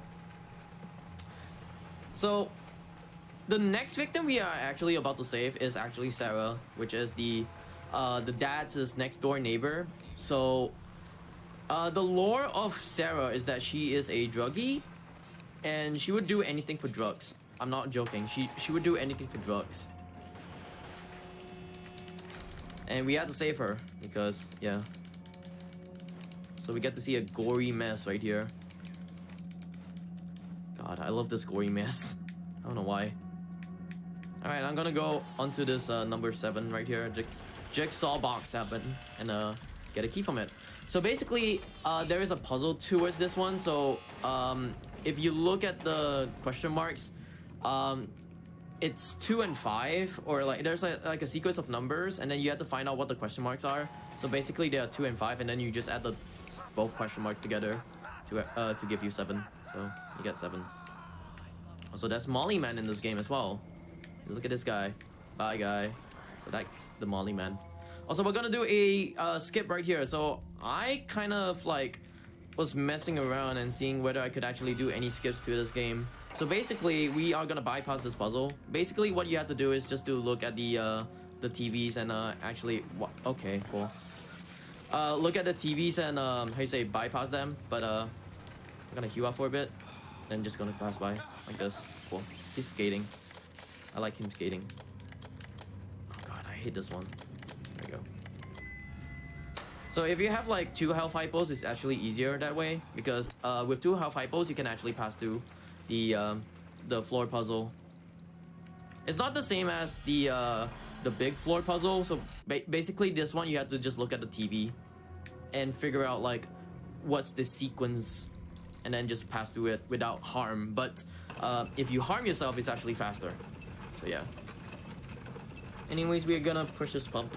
This pump is needed because it's gonna pump the water out, and also at the same time, once it pumps the water out, we have to also switch the electricity off as well. So yeah. I like how people also say that this is a Dead by Daylight game as well. Alright. This is another floor puzzle, but this floor puzzle is actually more dangerous than the other one. I had to look at this one. I have notes as well, so... Alright, cool. Alright, this door puzzle, or this nail puzzle. I don't like this one. Slow down for a bit. There you go. Cool. Open up. Gonna unbolt this, and then... Yeah, there you go. Alright, now we're gonna push this pump towards another place where we're gonna trigger a pressure plate. So... I don't know what to even talk about right now. You have anything to talk about, or do you want to ask me anything? Yeah, how did you get into this game? This doesn't really seem like a normal game to get into. Didn't you say that I got you into this game? Yeah, but you didn't say it. I got into this game because of Ecdycis. That's it. Exactly. So okay. Also, I want to say my one joke. I said it like twice, and each time I said it, you had to leave the room. So I'm specifically not saying it this time. I'm sorry. See, I want to say it again right now because that was a good time, but I know for the fact if I say it, you're gonna have to leave the room. I'm helping Twitch chat by not jinxing the run. Am I gonna leave the room? Is chat gonna tell me what it is as well? Oh no, it's the same joke I tell you offline. I don't know how you keep getting invited back here. Oh, okay, fine. All right, Oh I'm hey, gonna I take got this it. off my phone just in There case. you go. Yeah. I actually got it that time. Look at that. Rammer number 2. This rammer is actually my favorite rammer because we got to hear something later. But oh, this rammer is actually really fast today. I'm just gonna ask while you're doing this, I'm gonna ask Twitch chat a very just not a non-specific question. Does anyone here like classic movie tropes? Maybe Alright. certain Easter eggs in movies? Last one. There you go. Love that. Always love the Wilhelm screen. I don't know why they put a Wilhelm scream there, but that shows up in all movies. If you hear it, you'll know it. Yep. Alright. So I had to pass by 3 balancing beams. I'm gonna hope that I don't fail because if I fail... No, Michael, please! Michael. So if I fail, he's gonna like fall and it's gonna be really bad, and I don't like the balancing beams in this one. I like the first one. The last one is better. So yeah, there you go. All right, another polarized puzzle, which I hate a lot. I guess this is easier. Maybe. Is it easier that way? Yeah, it's easier. There we go. Cool. Actually easier than before. This one is 815. So I forgot what this puzzle was. I think it's supposed to shine like you're in a dark room and you shine your flashlight, and then there's some glow in the dark like stuff. Then you have to find what's the code behind it. So yeah. But yeah, like that last rammer was my favorite rammer because the Wilhelm screen, and I love the Wilhelm screen. A lot of my viewers on my chat was like, "Oh my god, that's the Wilhelm screen." Yep. By the way, I want to give you a very fun fact about that specific scream. This is a very piece of specific knowledge that a lot of you won't know, but now you'll know. It's entirely unrelated to the game. But I know this because I have an IRL friend who showed me this, and it's wild. In the Fantastic Four movie, it's terrible, but in that movie, there's like a part where they're showing like a scientific graph of like a comet passing. If you look at that part of the movie, it's right in the beginning, like they're showing the science and like all the like it's like projection, whatever you want to call it. There's like a comet that passes by and a very faint Wilhelm scream is attached to it. It's a very specific piece of knowledge, but I guarantee one person will know what I'm talking about or will look this up and go like, wow, he's right. Why? Why? Because I love the Wilhelm scream. I think it's funny. It's one of iconic scream in the industry. Oh yeah, Right. it came from like some random cowboy movie too. Yeah, it was a cowboy movie. Yeah. It's like some old And it was one. the original Fantastic Four movie. The first one to ever come out. That was in like 2005 or something. It had The one with what? Jessica Alba? Is it that one? I think so. Yeah. I think so.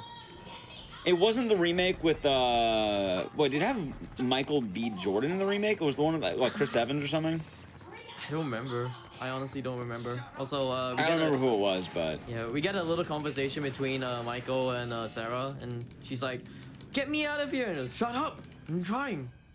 Anyways, yeah, they don't really like each other until like later on in the game because Sarah actually thinks that Michael is actually a bad son towards his father.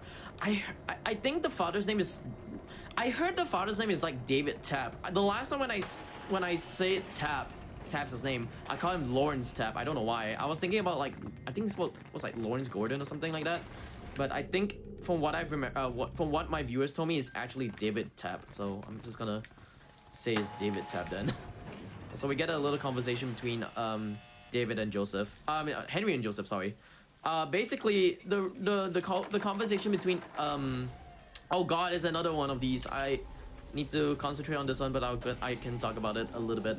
So the conversation between Henry and Joseph is that they want to kill Michael so that Michael doesn't know about this thing, and yeah, they want to like get out of here freely. So it's easier than that. Also, I have to wait for this thing. You can explain what these are as well, because this is like horrible, honestly. This is the same puzzle as earlier. So instead of heart tape, they actually make it more variables. I don't remember the exact order, but Juo has it here. But the difference is this one's yeah. cheeky. They're actually swapping it. So if you try stepping on it at the wrong time, like even though it's the right answer, it'll swap over to the wrong answer. So you have to keep an eye out for when it swaps. And it's, you know, it's as good as it sounds. There is a rare glitch. If someone wants to do some glitch hunting, since we don't have a lot of members of this community, I've seen it, but I don't know how to do it. You can run past these. You can run past these. Schmumbler would be able to do it, I think, but in theory, there's a way to just kind of walk on these as normal and not have to be gated by this puzzle, but I don't know how to do it. But I've seen a clip of it. I don't really know how it worked. So this is a good thing because I didn't get electrocuted, which I think I do not need to pick up this health hypo. Yeah, I do not need to pick up this health hypo, which is good. All right, we're gonna do picture puzzle. I had to concentrate on this one. There are like a few picture puzzles in this game, so you can explain what it is anyways. So this is a matching puzzle. Joe's gonna be looking at the results. By the way, there's gonna be like 3 of these in the game. They're all equally terrible. This one is just there's puzzle pieces that are silhouetted. You need to find the missing half. It's always RNG, so you're not gonna have the same locations, but the answers are always the same. So like poison bottle, saw with saw, so on and so forth. Right. That's how it tends to go. So you just see Joe guessing on random spots. That's because he doesn't know where they are. Also, we get to meet Henry again, and I love this line. Henry, what the fuck are you doing? Alright, cool.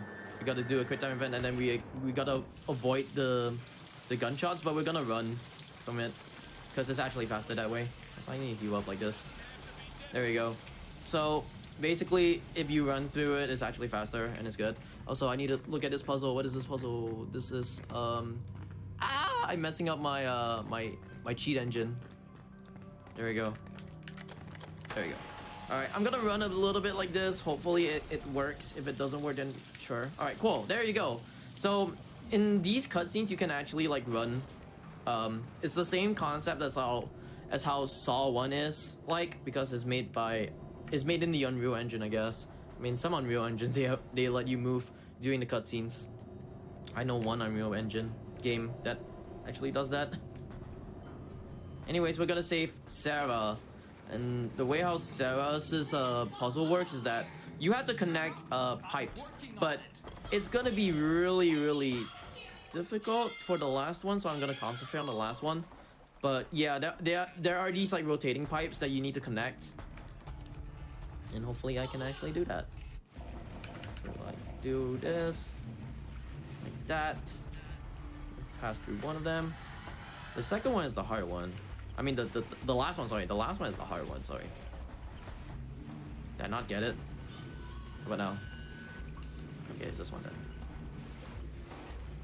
So while Joe's doing this, to kind of just explain how it's going, the pipes will kind of turn on repeated patterns. So if Joe tries to time them all together, they're going to be able to just sort of, flow. You have to do them in order because the water is flowing that way. This is the hardest one. Joe's going to try holding one of them to kind of... Usually I think you hold like either the bottom or the top one to try to match it onto the others. And then you want to adjust the middle one so you can get that final pattern, as you can see there. I heard there's a soft lock that can happen here. I'm saying that out loud, probably going to lead to it, but I've never seen it myself. But yeah, we get to pass through this one. Yeah, we got to save the hottie anyways, and basically, the hottie's like, Sarah's like, no, I don't like you, screw you, I'm gonna get away from you, and there we go, we saved Sarah. All right.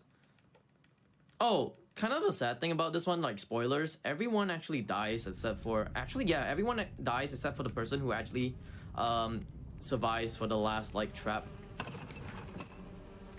Anyways, or yeah, Jennings didn't die. Yeah, Michael's gonna die anyway, so there's that. Anyways, we're gonna push carts and then oh wait, okay, get this nail and then we're gonna do this thing, but I really want to take this half hypo first. Also, I like how everyone has convoluted traps, but Michael always gets just rammers. Yep. All right, Michael, your trap. Don't get rammed by this guy. Stop. I was about to do. That's all it is. I was about They're to all do named a joke, rammers. and I can't do the joke because it was the funny one, and I can't do it. Well, good.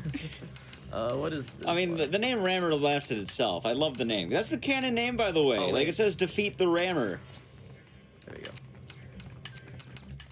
So Jigsaw's main strategy of fighting is, okay, I'm gonna do. Like this. All right, cool. This is a really confusing one. So they added like a new color, which is green. Initially you have like one color, then you have like another color as well. So they added like green to it. So that's cool. All right, we're gonna save Joseph next. Joseph's puzzle is kind of weird because one wrong move from me and I kill Joseph.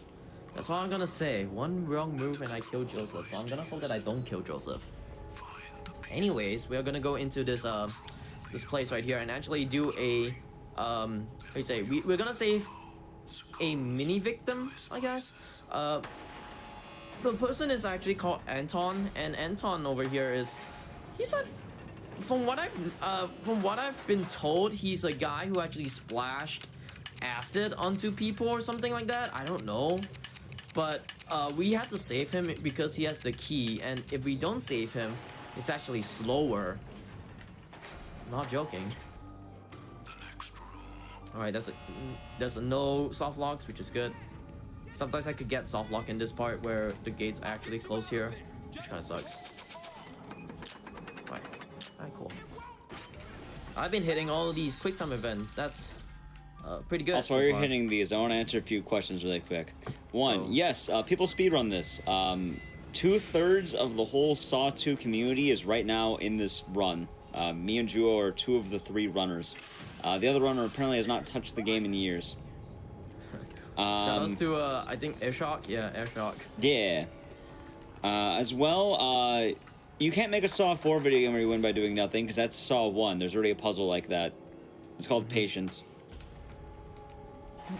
Alright, cool. We gotta press this button just to get this crate up. Then we're gonna defeat this guy. Boom. Boom. Boom. It breaks. And now we gotta get this pipe. Thank you for your pipe. Yeah, this guy was controlling the door, and what he does is that he wanted to trap us and actually wanted to kill us, but we said no. We retaliated. No, you. All right, we're gonna go into this elevator. I think we are gonna go into like a pathway to meet Henry. So yeah. All right, another quick time event. There we go. Yeah, so there are these like shotgun traps. It's part of like the first game as well, where you get to see like all these shotgun traps, but like you have to do the quick time events from it for it, rather than to disarm it. If you know like the first game, you can actually disarm the shotgun traps, but for this game you can't. So you have to do the quick time event for it. Anyways, we're gonna meet Henry again, and hi Henry. So we need that valve, and he's sabotaging our stuff just to not get that valve. But we're gonna say no you, and we're gonna go through this thing. There we go. All right. We're gonna stop peeking. I mean stop hiding. We're gonna take this Hellfire ball, and then we're just gonna run. I think the previous world record actually hides from him and lets him waste all the bullets. Oh no! Please do not! Do not! Do not! Thank you. That was risky. Yeah, the last world record.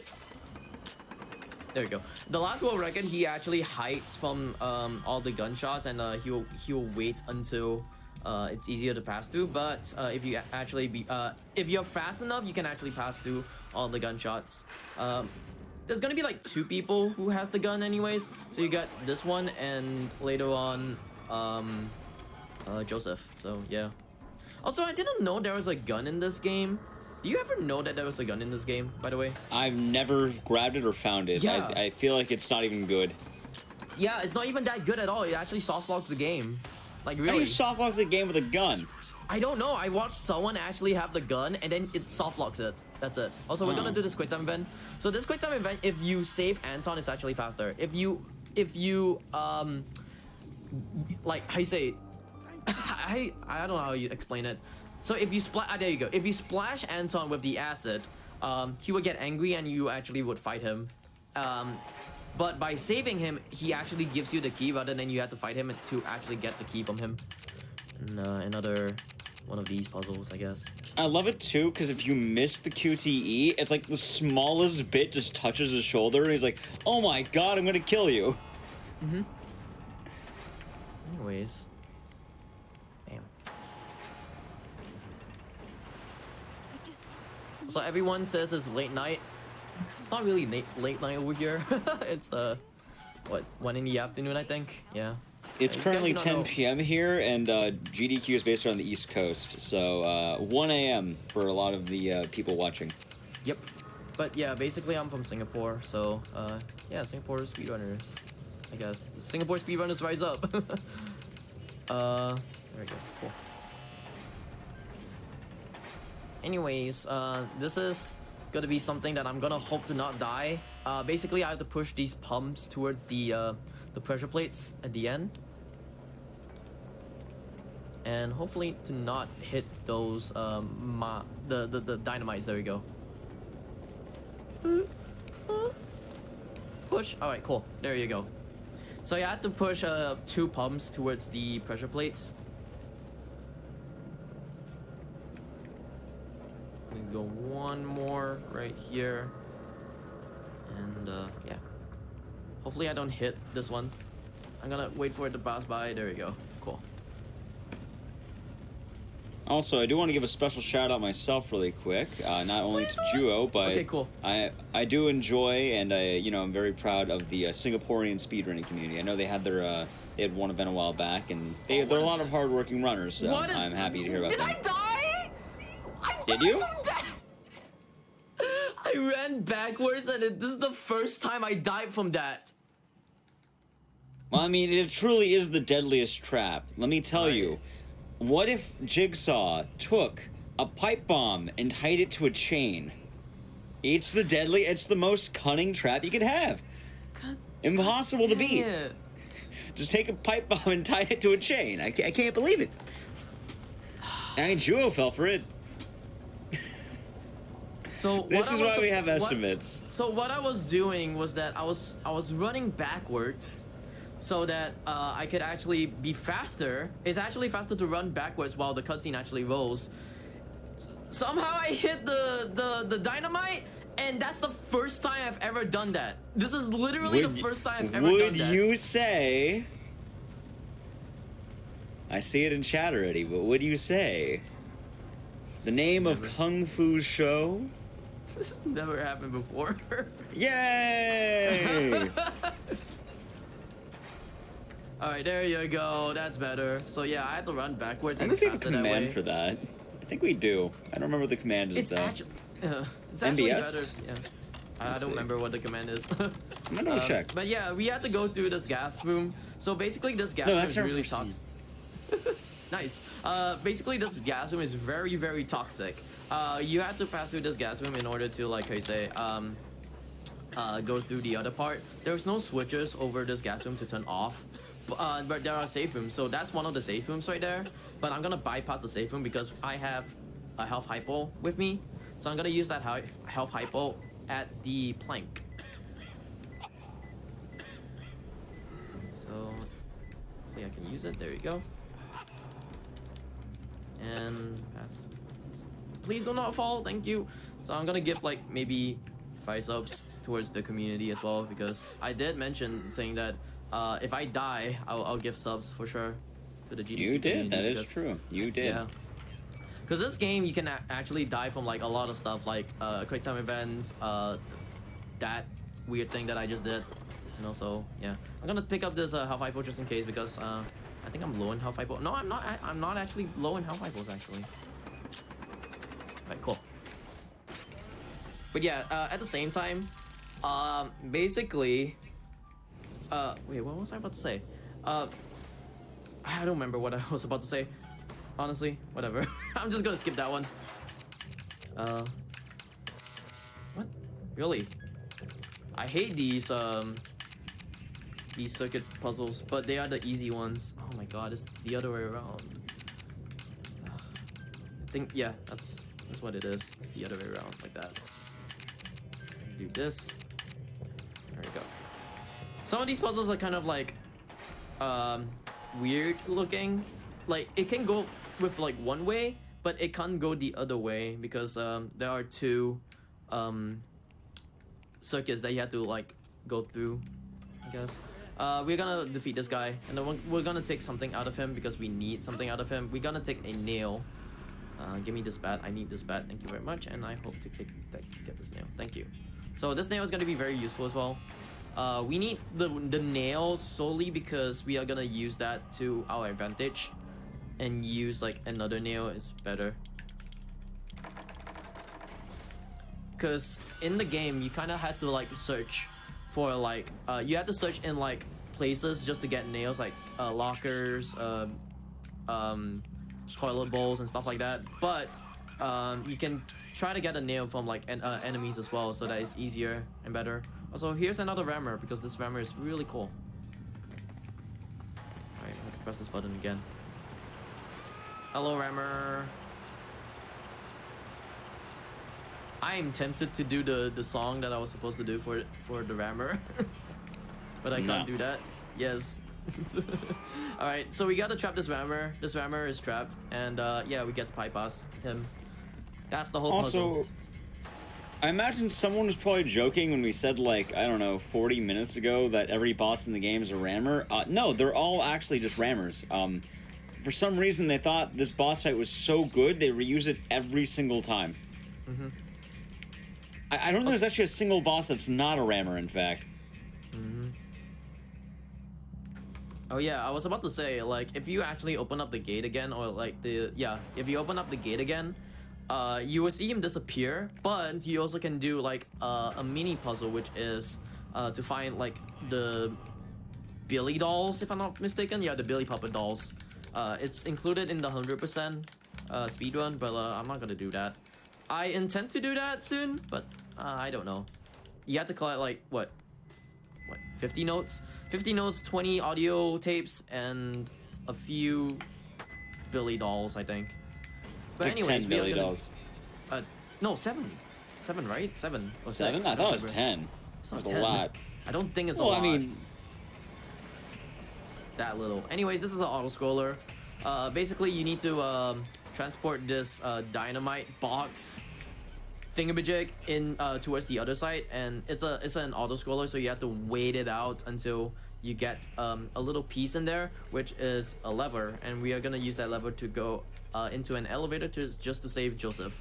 Joseph's puzzle is kind of weird.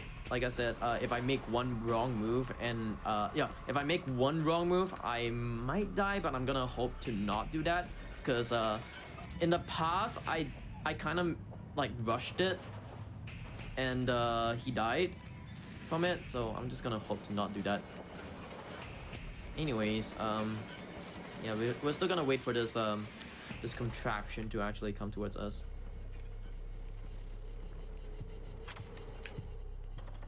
All right, gonna go into one more, and also we have a guy over here. He's gonna die. He's gonna sacrifice his own life just to unlock a door for us. So that's the sacrifice. There we go. Sacrifice. F in the chat for this guy. Salute. Salute. Alright, cool. Can I get through this? Cool. Yeah, I still have to wait for the box to actually come, so just by waiting for the box is Resident Sleeper. But I get to do one more circuit puzzle right here, and hopefully I can actually do this quickly, because I haven't been doing all these like circuit puzzles quickly, honestly. There we go. Cool. All right, so now we're gonna wait for this box to actually come, and hopefully in a few minutes, no, few seconds, like I'm gonna check 5, or 3, 2, what? It's not there. Okay, yeah, we still have to wait it out. Yeah, this is the auto scroller anyways. But I can talk about the next puzzle anyways, or the next boss level, I guess. Basically, on how Joseph's puzzle work is that you have to match the adjacent colors to what it is, and then yeah, it connects to like a circuit. There you go. I'm gonna go down right here. And yeah, we have to do Joseph's puzzle. So, yeah, there are color discs, with like different colors. So you have to connect like, the adjacent one, and it makes like all of them light up, which is something that I need to do. So, oh god, this is gonna be really, really bad if I mess this one up. I'm just gonna do. Wait, I'm gonna do this. This is yellow. There we go. Put this one. There's 4 of them, so I had to wait it out. So the reason why I'm waiting it out as well is because if I accidentally like hit one of them like quickly, it actually triggers the thing, and it will continuously, like, how you say, that bar at the side, the left side, it will continuously rise even though I end the puzzle, which kind of sucks in my opinion, but sure. I had that die to like a few times while on like PB pace, and it sucks. Also, this guy would say, or Joseph would say, take care of my cat. If I die, take care of my cat. Just like this guy. I mean, it's a nice cat. Yeah. Alright, cool. Get to save Joseph. Get to hear a 1 F-word, F-bomb before we skip. Next one is Carla. You get to do math with Carla, actually. And yeah, this game lets you do math, I guess. But the math is kind of like, it's complicated at first, but then if you get the hang of it, it's actually easy enough. So yeah, that's Carla right there. I don't remember what Carla did. I think Carla was like, she had an affair with John Kramer's doctor or something, if I'm not mistaken. I don't remember what it is. Do you remember, by the way? Which one? Carla. Carla was so the plot of this game, to kind of further, tell about it, you stumble onto a whole drug ring. So going back to the first game, Detective Tapp was really obsessed with Jigsaw, and he kind of thought that a lot of the mysteries he was trailing was about Jigsaw. He accidentally finds a drug ring, and everyone thinks that Tapp's gonna bust everyone on the drug ring. So every single person here is a part of that drug ring to some degree, except for one guy who we'll talk about later. But Carla's here because she supplied drugs to the officers to sell in the city or something. Oh really? I thought from someone who told me it's actually her being affectionate with what, John Kramer's doctor or something like that? I don't know. You could go down, but yeah, the reason she's here is because she's supplying drugs to a lot of the drug ring here. As well, she got the person addicted who we saved earlier with the water tubes. Oh yeah. And also, yeah, she was, that chick was also like an informant or something for the police, and as well, she was also into Detective Tapp, which is why she doesn't like you, because you killed Detective Tapp, pretty much. Yeah. So. Oh yeah, right my now we're gonna favorite push part, by the cards. way. Tell your thing first, and I'll tell you my favorite Jigsaw reasoning in this game, because it's really stupid. We're gonna do a trick right here. It's actually faster that way. There you go. You're gonna slide for a bit. There you go. Gonna push. Yeah, it's actually faster to actually clip through the cart if you actually can position yourself correctly and fast. Because initially you have to like just run around the whole thing, but like if you can position yourself at the cart, you it will slide you inside, and it will pull. It will get you to pull the cart, which is easier. Also, Molly Man, no, please do not. But yeah, the funniest part of this game, though, we haven't gotten to the guy yet, but we'll get to the guy. John Kramer, the Jigsaw Killer, puts his accountant in a saw trap. Why is he putting him in a saw trap? He helped a serial killer make money. Mm-hmm. You helped me make money to fund my crimes. Into a saw trap with you. I think Solomon. I mean, Yeah. yeah, it's like Solomon or something. I'm not kidding. Yeah. Yeah, these games are also canon. The canon of these games, they happen after Saw 1. Saw and 1. then they're, yeah. Because Saw 1 has detective taps, so what happens is, I think when he gets shot by, what, hello, Revolver? Zep? He gets shot by Zep. Oh wait. Zep. So, Wait, you yeah, mean so, the movies?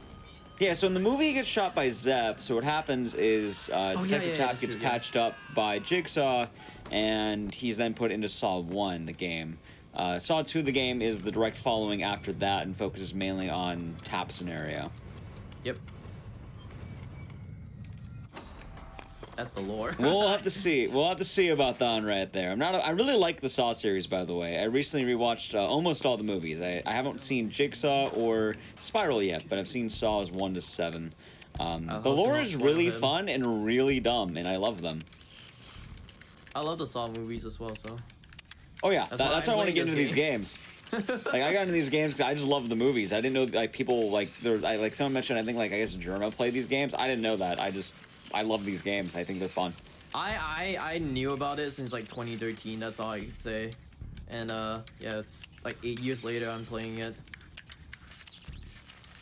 Anyways, this is the polarized puzzle where this is the only polarized puzzle that is like fixed with its what 5x5 is it 5x5 or 6x6? I don't remember what it is. But yeah, there is like a 6x6 big polarized puzzle and it's actually fixed. That is the only polarized puzzle for that size, and that's it. Which is a good thing. Also, someone asked. Actually, yes, Mr. Saw does put himself in a trap. I'm not even kidding. He actually does. Interesting. I Yeah. don't remember what movie it was. I think it's 4. It's technically 3 for that one.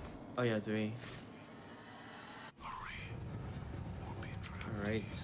Here comes another disc puzzle again.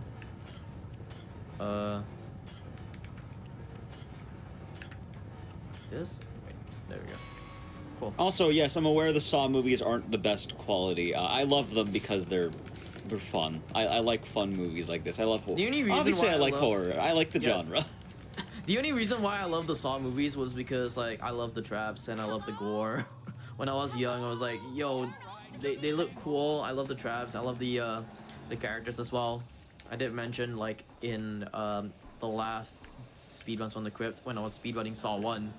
I like this one guy who's also like the same character or like the same actor as Roderick Heffley in Diary of a Wimpy Kid, and he's like you killed my father, you MF. Yeah. And yeah, I love that. That's Saw 6. I love that character. That By the character's like way, a son and mom thing. Hold on. Someone mentioned something here that I wanted to laugh about. I think it was mainly like I know the Saw series are bad. I like them because they're fun. They're fun stuff. Like, oh yeah, I know what you're like, talking about. I tell people like to not play this game, but like in reality, it's kind of fun. But like, if you want to endure like all the quick time events, then sure. Other than that, All I'll say like, for the Saw series is don't put too much stake into like some of the stories and all that. Like John Kramer's philosophy is stupid. It's a standard philosophy, and like some of the reasons people go into Saw traps are awful. Hell, even the good movie had dumb reasonings. He put someone in a Saw trap because he almost cheated on his wife. He didn't do it. He thought about doing it. He almost did it. He put someone in a Saw trap for being envious. He put someone in a Saw trap for calling out sick from work. I like how we just talked about the whole Saw lore, and I forgot to mention about this part. So basically, basically that part we met Sarah, and Sarah was kind of apologetic for it because she thought that Michael was a bad guy all along, but like he's actually a really good guy. And then I should have played that cutscene. Sarah got like taken away by Pighead. I think she got like chloroform, but it was like the weirdest cutscene of someone getting chloroform because she got carried away, and that's it. Anyways, yeah, we're gonna make a bomb for this one. I like bombs. You like bombs? Yeah. Also, Yeah. Saw as a series is amazing when, like, a lot of people like to call it quote-unquote torture porn. Move away from that idea. It's amazing when you think of it as terrible cop drama. Because that's what it is. It's just awful cop drama. That's all it is. Anyways, we get to see, oh, spooky man. Anyways, we're gonna ignore that man. That spooky man. We're gonna ignore that because it's supposed to be for like some kind of like I don't remember what it is, honestly. It's some kind of like puzzle or something. Extra thing. Anyways, we're gonna do this puzzle. This puzzle is all about perspective, but once you memorize the code, it's actually easier. There, you have to look above, look from above, then you have to look down, and there's like a code, or like a picture thing, and then you have to just remember it or memorize it, and then just put it on the dial, and then yeah. Anyways, more crawling, so people are gonna hear me just do this, because this is what I'm actually supposed to do. There we go. Hope you like clicking. All right, we're gonna go into this gas room. We're gonna try to turn off the gas by finding a coupler first. If I can actually find a coupler, thank you. And doing a Polaroid puzzle because we have to do a Polaroid puzzle. No, I don't like this thing.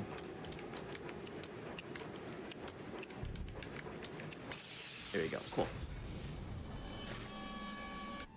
So right now we're gonna hear rambling about making a bomb and stuff like that. Oh, you're supposed to make a bomb before you in order to like proceed into this game. So yeah.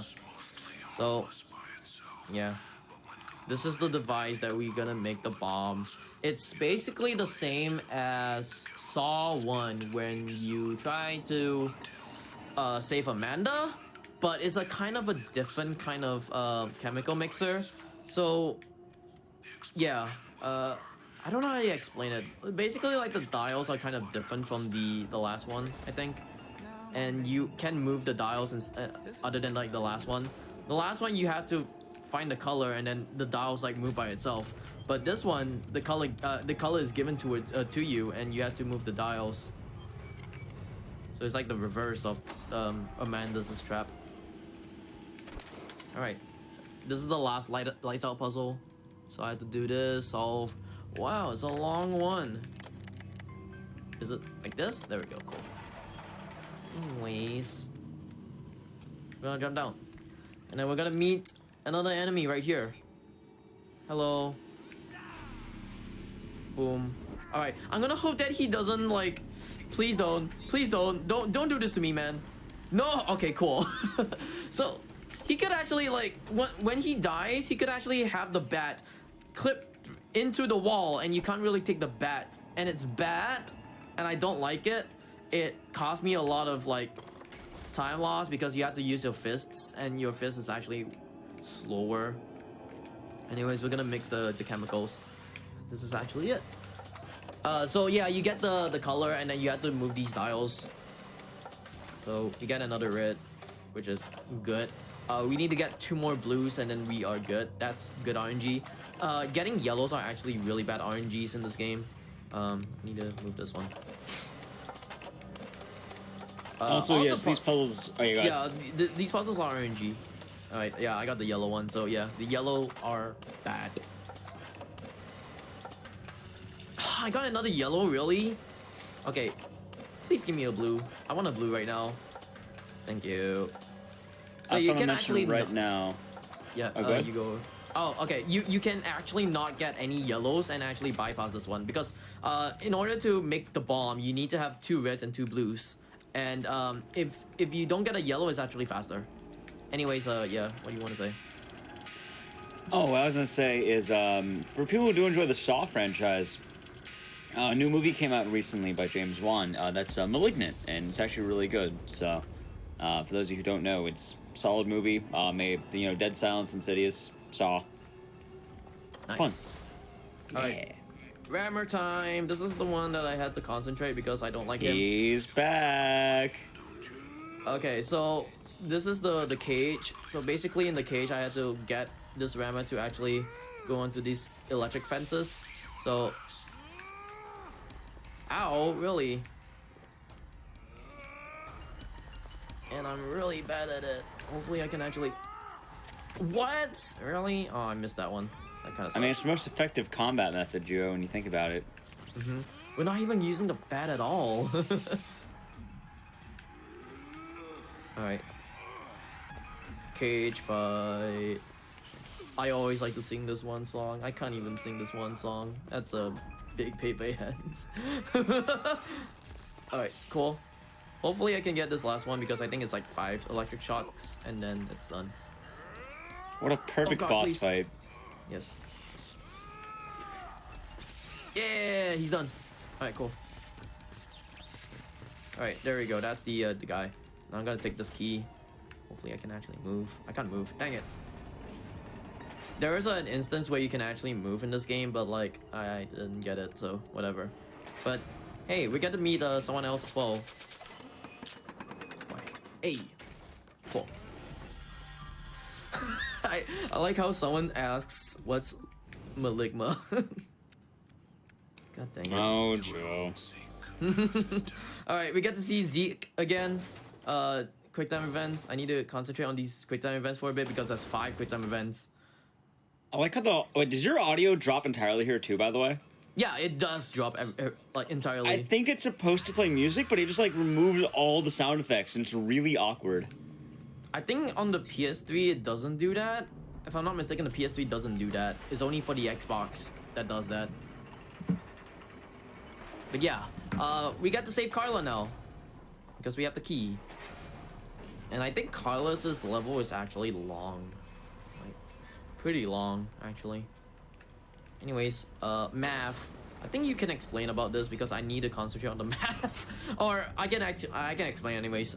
So the way how Carlos's puzzle work is that you get 2 numbers at the bottom. So you have to, I did this the long way. So you have to add them together, divided by 2, get the initial number and minus it off, and then subtract it, and then you get the number, and you have to find like these switches that has the number on it, and you just make them both the same. That's all I could say.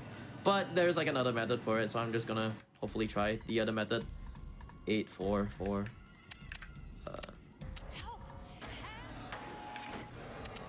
Cool.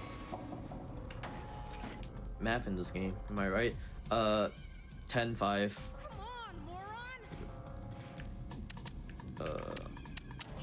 Oh, okay, cool. 2010. Oh god, I might screw this one up.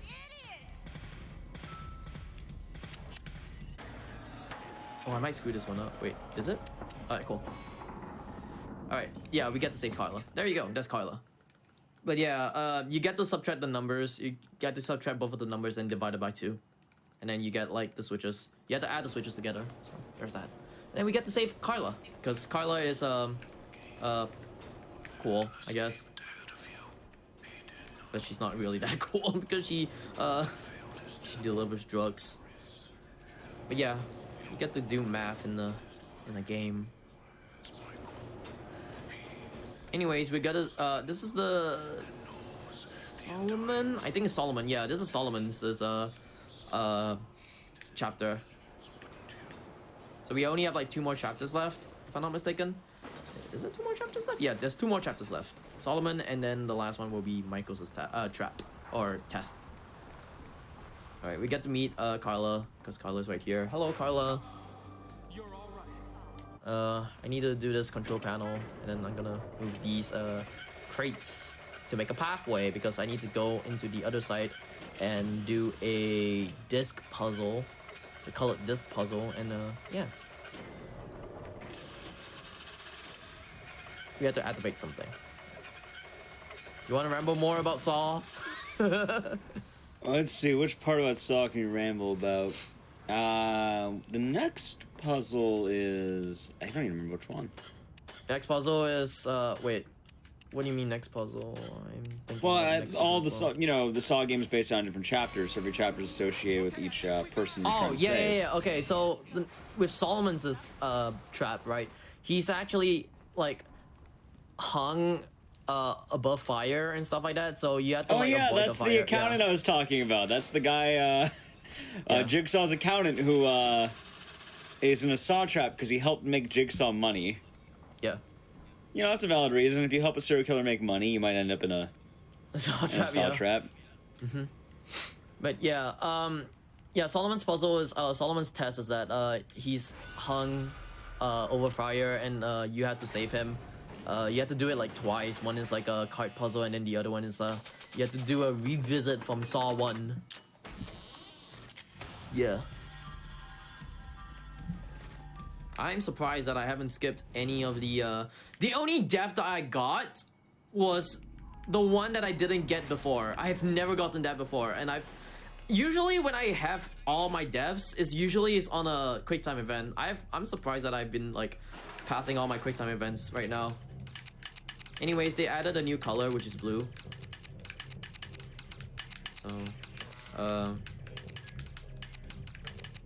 there we go. Easy. Let's go.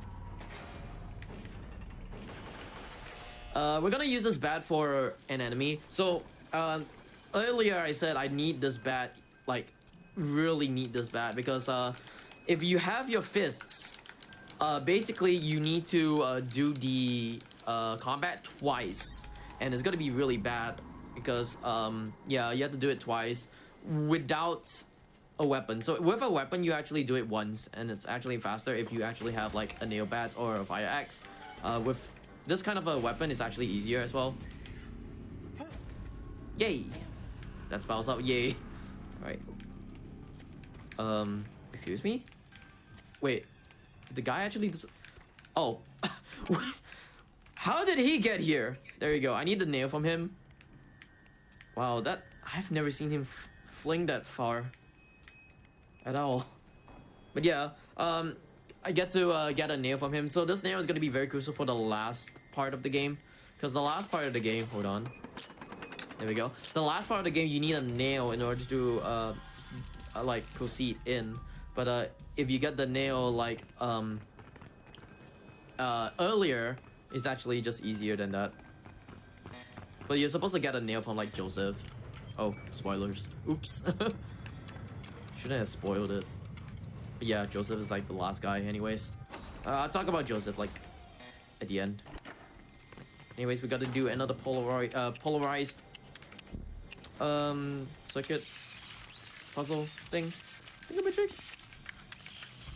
I can actually like do this. The upside of this one, though, to kind of talk about this, you know, power puzzle, the answers are always the exact same for this exact one. Whenever the grid's this big, they only have the one seed. Yeah. I don't know why. Every other seed has multiple. This is the only one that seems like, you know what? I don't make another one. Only have the one. We don't need more. People be like, oh, it's so hard, and then yeah, there's that.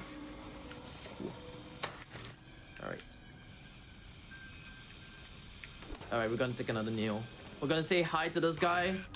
We're gonna do a puzzle where we have to do it from like decreasing, no, like the lowest number to the highest number, like that. Then we electrocute him, and he's dead. So this is the guy where like, if the lights goes red, there's like a light on top. If the lights goes red, his chain would actually be unlocked, and he would chase after you. And he has like some spikes on his like arms, and I think it's just only arms. I'm not too sure of like any other place other than the arm, but yeah. You get to see him like another time later on, so yeah. Anyways,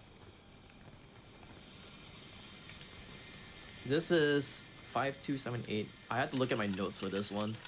This, wait, is it 5278? Yeah, 5278.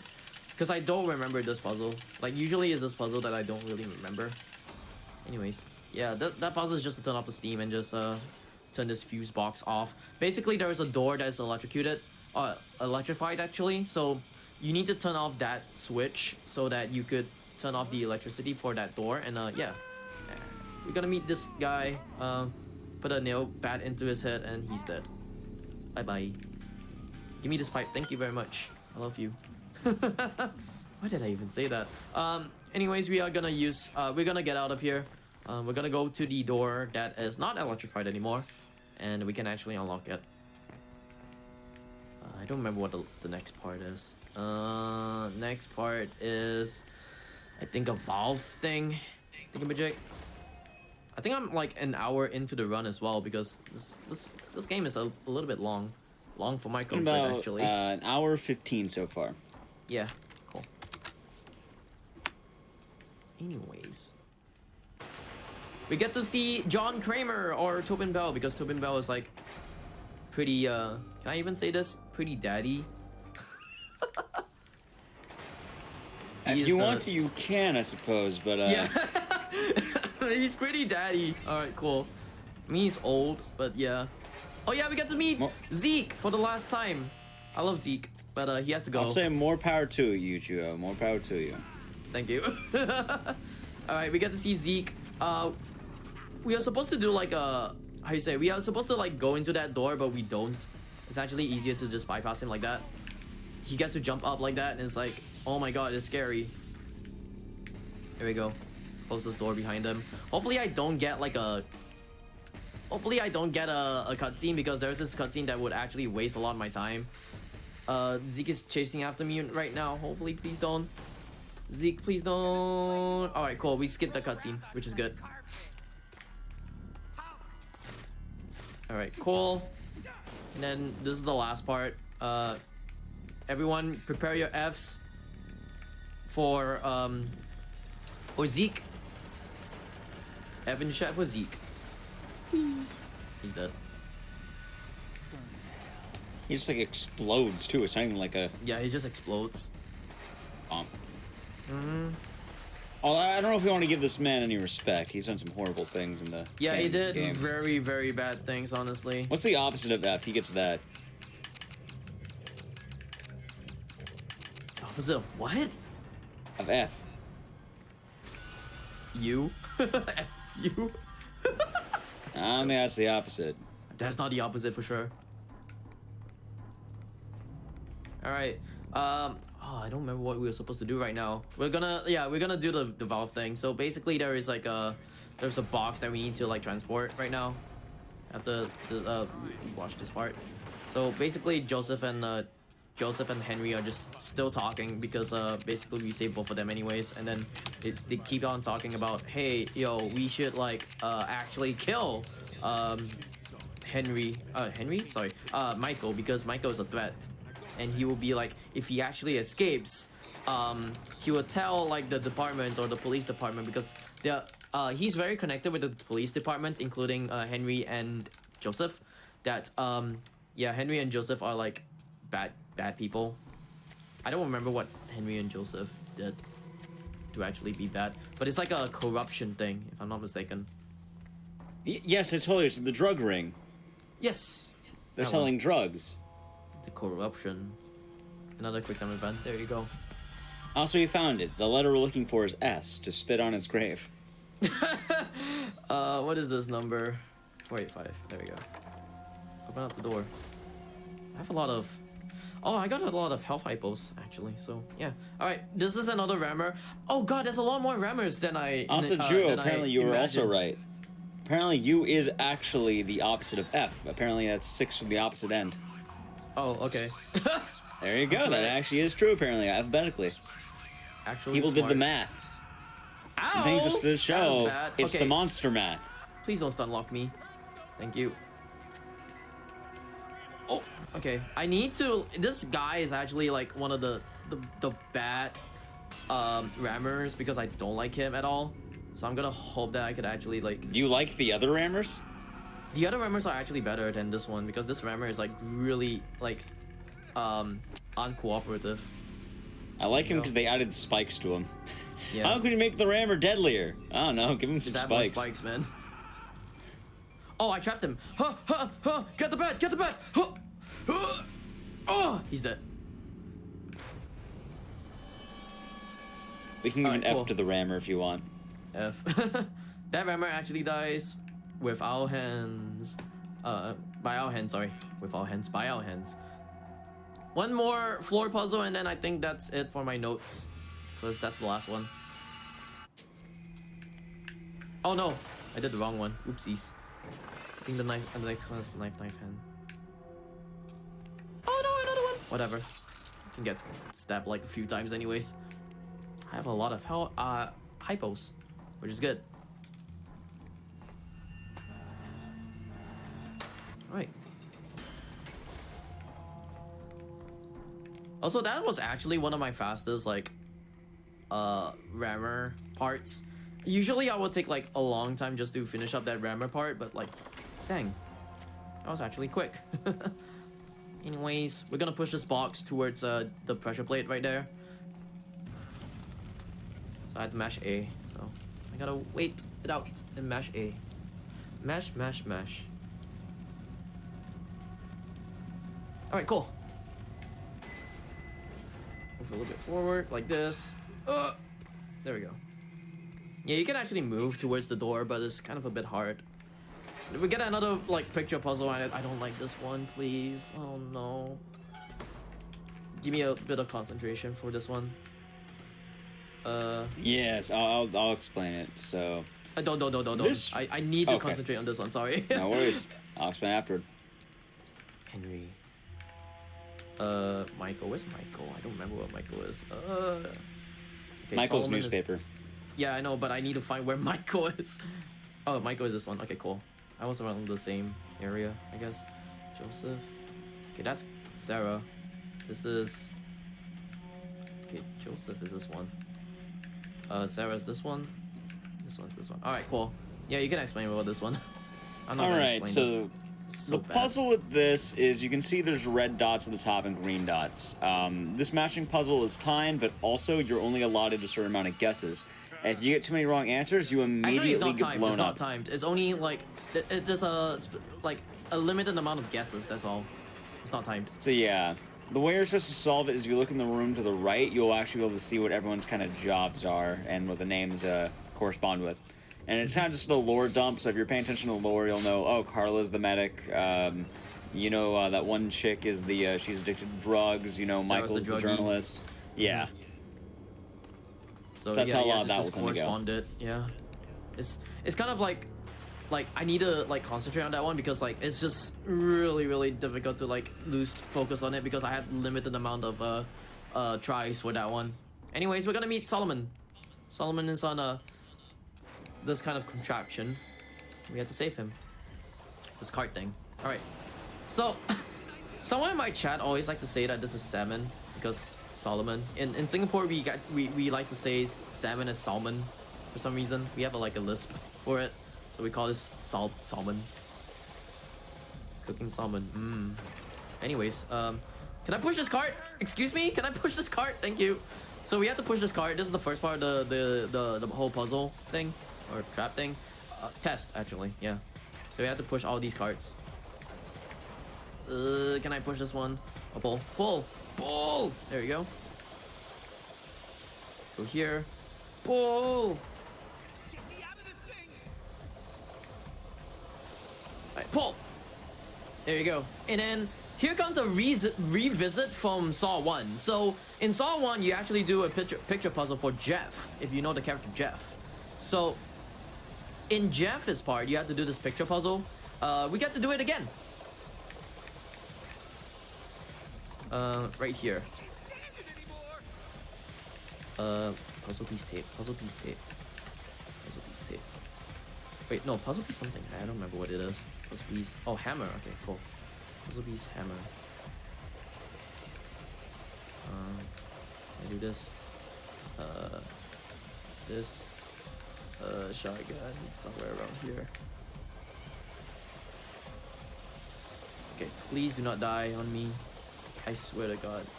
I swear to God, Solomon. Pills. It's somewhere around here. Come on.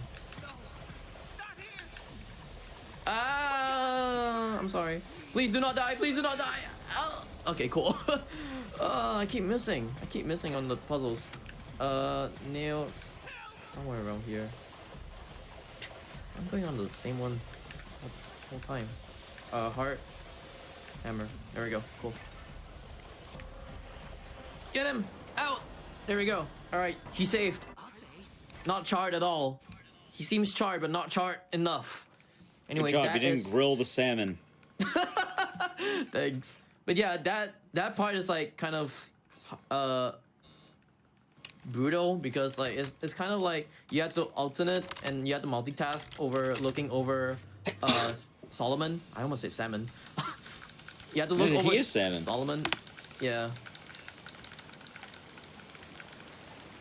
And doing the puzzle at the same time. So yeah. Anyways, Solomon gets into a needle pit and we say goodbye to him because I think he dies in there. So F in the chat for Solomon.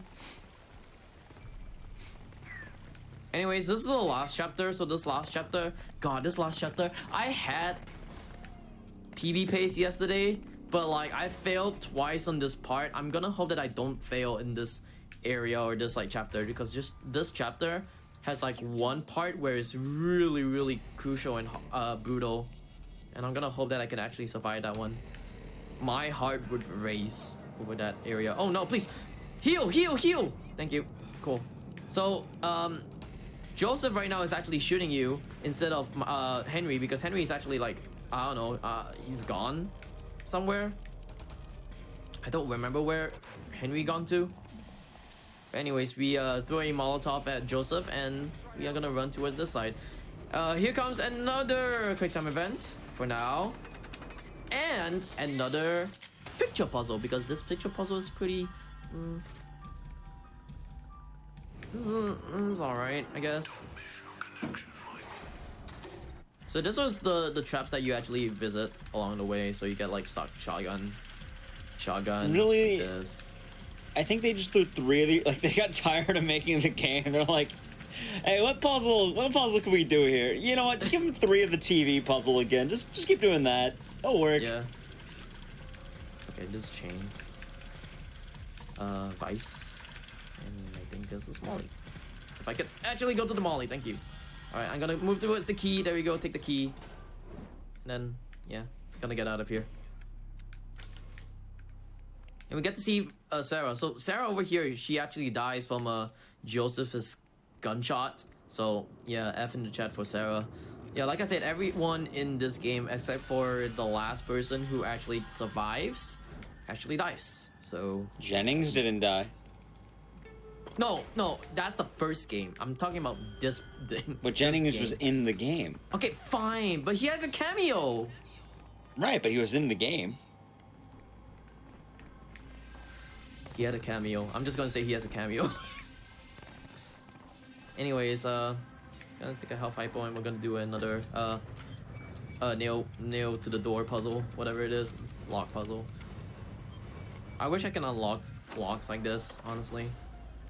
So You good. just become the nail and then just travel through the... Yes, of course. All right, I get to do this circuit puzzle because the circuit puzzle is gonna be really crucial for me. Oh god, this is the really dumb one, is it? Is it the dumb one? Please let it not be the dumb one. Alright, cool. Oh, what is this? This might be the dumb one then. I'm gonna do this first. There we go. Cool. Alright. We got to see another one of these guys. I don't know what the name of these guys are, but you just okay, I need to go.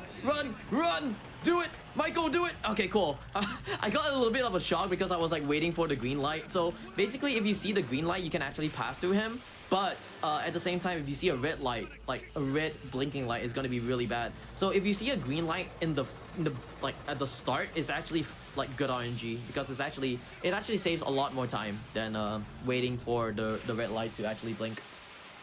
So there's that. I'm gonna wait for another green right here. Bye bye. So long, mister. Too bad, too sad. You can't get out of this effing ass. Alright, we're I gonna like jump when down they right kill here. you, by the way, because they just slap you once and then you die. Yeah, that's it. So I was kind of a bit shocked, I guess. I had a little bit of a jump scare, but like, luckily that one was kind of alright. Also, Joseph. Yeah, Joseph is now taking care of the business. Oh no, ow. Oh god, Joseph!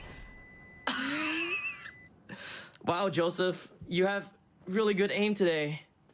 So I guess that's 5 more subs, I guess. Yeah. 5 If more you subs. want to, that's up to you. This is your code of honor. That's on me. I would do it. Like, that's on me. I'm just saying, you don't have to if you don't want to. It's Nah, it's on me. okay. I wanted to do this. I'm just making sure you're aware of that, okay? I'm just gonna hope that Joseph is not gonna do the same thing. Please don't do it again. He has really good aim. Please do not do the same. Dude, how do you have really good aim all of a sudden? Hello? Well, isn't he like the chief of police? Well, yeah, but he's supposed to have bad aim. Oh, he's the chief of police. Bad aim. Of all the times, that was the only time that like in the like in my like whole like I don't know like speedrun and stuff like that. Like I speedrun this game like a lot of times. That was like the only time that he actually hit all of his shots. Anyways, another one of these increasing puzzles. Wow, it's actually... Are you kidding me? That's actually really good.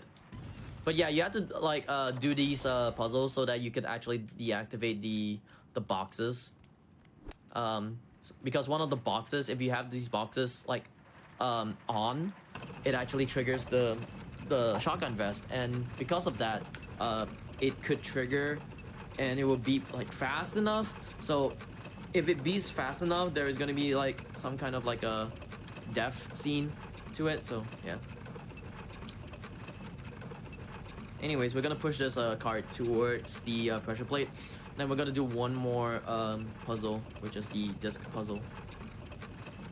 I think I need to further explain about that part. So basically for that puzzle, you have to like find the number, the smallest number, to put it on the left side, and then the biggest number to put it on the right side. It's just increasing numbers. So there's that. Oh, this is all red. And this is all white. There we go. Cool. I think I'm fine. Yeah, cool. All right, the next few parts of the game is gonna be a rammer and a carousel. So this rammer is gonna be... I like this rammer because this rammer twerks. He's twerking right now. See, he's twerking. But we also need to put him onto these wooden crates. There we go, like this. And hopefully we have to crush him. Oh, hey, there's the rammer. Bye-bye. That's the last rammer, actually. I think, yeah, that's the last rammer we actually meet, so we actually kill him. So... Well, the last rammer is actually that box, because it rams into his skull. Also, there's one more rammer you are forgetting about. The most important rammer of all. I don't want to spoil anything. We're going to keep that a surprise, but there is one more rammer. Wait, is there? I don't remember. There is. Huh. I'll tell you when we get there. I'll explain when we get there. Don't you worry. There's definitely at least one more. We'll see when we get there. I'm not going to spoil it for anyone who's watching. All right, here's the carousel. This is the part where I kind of like hope to not die, because I've died like a few times yesterday during my practice runs, and I'm gonna...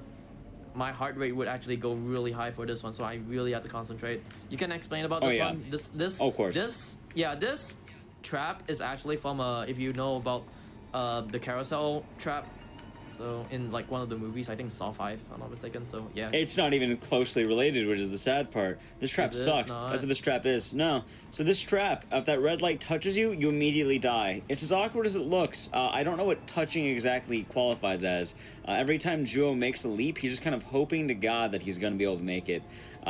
This trap really sucks. It's supposed to be kind of like the mechanic of the red lights you kind of dealt with earlier, where if you get too close, it's bad. But if you touch these at all, it's bad. Why is it in the game? Because the whole idea is that your character wanted to be in the spotlight, so it's thematic that the spotlight's not the thing that kills you. No. The only thing as a design of game, it sounds like Joe died, by the way. As a design of game, you kind of hit that whole, if you get hit once, it kind of sucks. You didn't die, by the way. You reset the checkpoint. He didn't actually die. You accidentally hit that, Joe. Don't worry about that. I would count that as a I didn't death. see a death. I just saw him kind of panicking. I'll count that Something as else a happened death. there. Count that as a death. Okay, also with one thing, these edges right here, they are hard to like move by. So like if you get stuck on the edge, it sucks. It just sucks. I'm not even joking. So like if you get stuck like this, you can't even move. I had to redo this whole thing all over again. Oh which- yeah, it's awful. Yeah. So that's, Hey, if you're wondering that's why, it's just awful. If you're wondering why I didn't want to grind for world record, this is why. Yeah.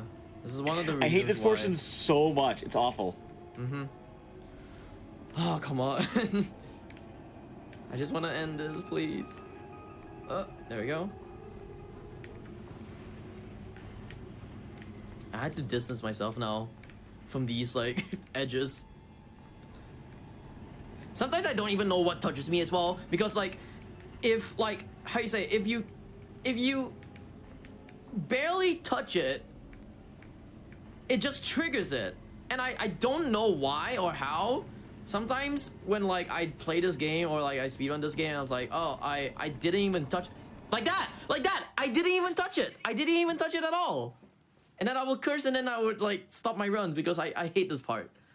Oh yeah. We're gonna go one more. Oh yeah. But to kind of also explain the thing you're thinking about with Saw 6's puzzle, the carousel there is a little bit different because that carousel is based on choice. So it stops on people, and then the main character of that movie had to decide if that person lives or dies. He can only save 2. And the whole reason is because that med team was his, it's the big 6, as he called them, I think.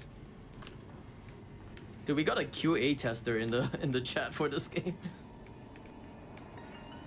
Oh yeah, I don't know why this section is the way it is. Like, it really needed to be more generous. Like, maybe have it beep, like, if you're in the light for too long, it will kill you. Like, that would have been the proper decision, I think. Like, oh, you're in the light, you have 3 seconds to get out or something. Or, make enough time where you can't run through it, but if you touch it, you don't die. And no, this section is harder than it looks. Honestly. It's way harder than it looks for anyone who might be unaware. This section is terrible. Please do not touch, thank you. God dang it. I hate this. I hate this part. I'm regretting my life decisions for actually speedrunning this game and getting world record on this game. I was on PB pace yesterday as well. I was on like 30-second or a minute PB pace yesterday. I could have just like got another dub, but I didn't. And I failed this puzzle Also, twice. if I say like too much, it's because I'm from California. It's practically the lingo here. Yeah. Okay. Gonna wait for this too. There we go. I'm just gonna wait for this one. I'm gonna be a bit safe for this one. Can I move? Move! Oh my god. Jeez. Jesus! What is with this thing? Poor Joe. Stop. No, you. What is with... Oh god, this is the worst.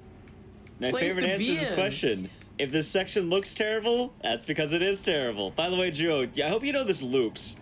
Yeah, I know. It loops. It sucks. I hate it. Juo does have the current world record in this category, by the way. This section is just really bad. Like, people don't really understand Please. this section is really that bad. Thank you. Thank the Lord. All right, we're gonna bypass this guy as well. Though there's like a guy who's gonna be like right here. We're just gonna bypass him. We're not Big gonna fight him. congrats, you did it, Joe. Yay. All right. He's gonna punch me. Like, get out of the way, Mister. Stop. So yeah, I think Juo got a 135 recently. Yeah, 135. Yeah. It could have been 134 yesterday, but I blame the carousel. I just blame the carousel. The carousel is all I need to blame for. Anyways, yeah, we get to bypass this guy. We don't have to fight that guy, fortunately. All right, cool. Also, we get to see Henry die, but we don't really see Henry die because Henry's just talking to Pighead, and then yeah, he just gets, if I'm not mistaken, he gets shot and then he dies in there. He's like, I'm the chief of police. If you kill me, everyone in the city will find you, and he just dies. That's it. Also, we're gonna go into like the last chemical mixer. So this is the last chemical mixer. Yellow. So we're gonna make our final bomb, and then afterwards we're gonna meet Joseph. Also, I think I'm at 130. I'm gonna say 138-ish. I think. Right now the times are 140-ish. 140? Oh no, I blame the carousel. The whole thing, I'm just gonna blame the carousel. Drew, you know what happens to go on overestimate. You know what happens, right? I get banned from GDQ. No. Saw trap. Okay, I better not overestimate right now. Hey, I haven't been able to do this the entire time. The run is live, but chat is pre-recorded. This is not a rerun. The run is currently live. However, chat is pre-recorded. So do with that what you will. I can't believe I missed that one. I'm gonna add more time. I haven't got to do that the whole show. I forgot about that. I'm glad I got to do that. Wait, bomb. We got to go here and close this door. There you go.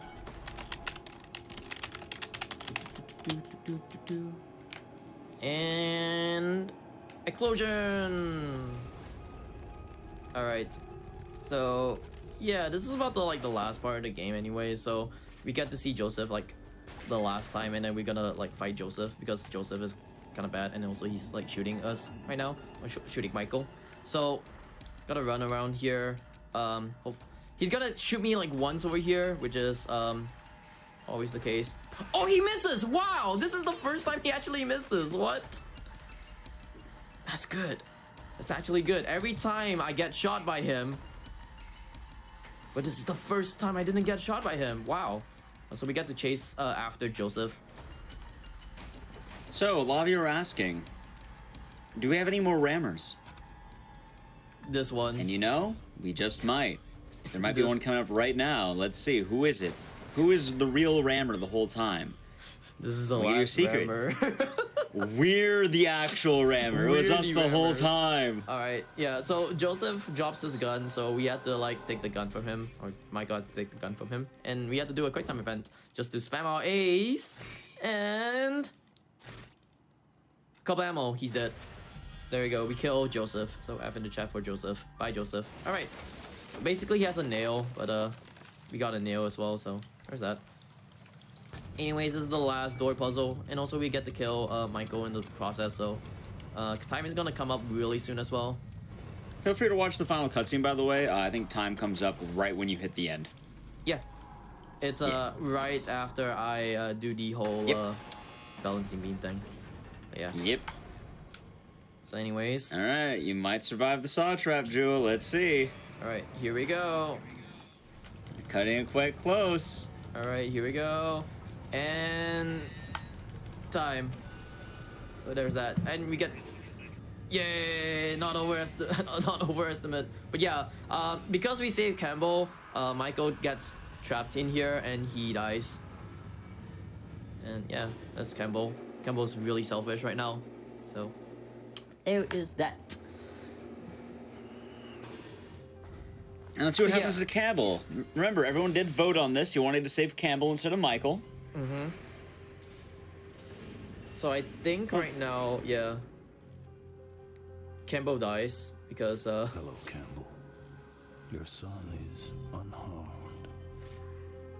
He came to me seeking answers, and he found them in the love of his father. Your willingness to sacrifice everything for a son you never knew was your test, and you passed. Now all you have to do is turn around and walk away. Go see your son. So he's safe? he's gonna do the dum-dum. Far away from this place. I can't let him live in a world with people like you in it! Cool. He did the dum-dum. Yeah, so, yeah, Campbell dies. Over. Everyone dies. Game over. But yeah, that's Saw the game. Saw 2 Flesh and Blood, actually. So, if you actually get Michael's ending, you get to either choose between freedom or be Jigsaw's apprentice. That's all you need to know. But yeah, we get the bad ending anyway, so Campbell dies. It might be, you know, the third game could come out. This was made by Konami, and I hear yeah, there's new Konami projects. course. I'm predicting right now, you can clip me on this.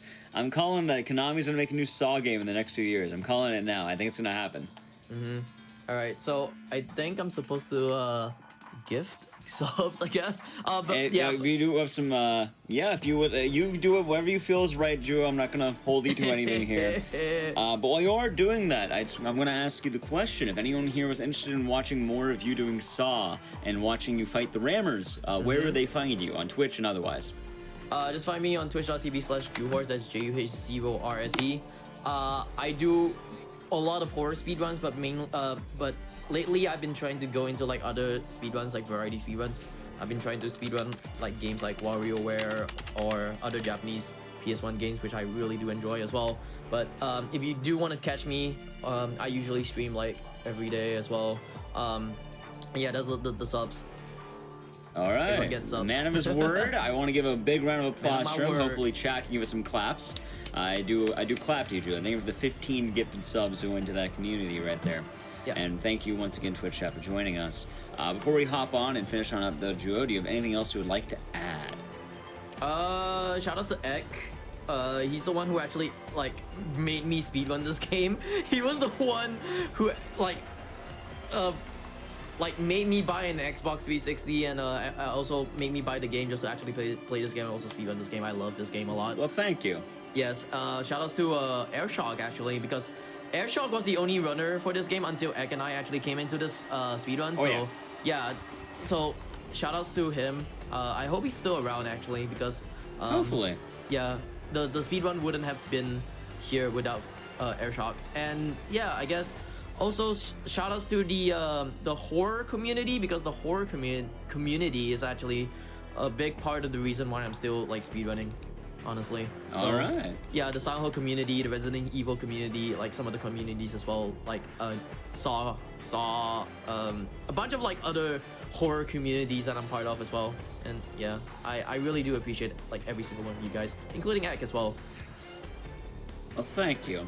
And that being said, we're going to be wrapping up today's episode of Speedruns from the Crypt. Once again, this episode was just kind of me celebrating both the return back to being live on the GDQ Hotfix, and as well a belated birthday gift to both, I guess, from me to you as well.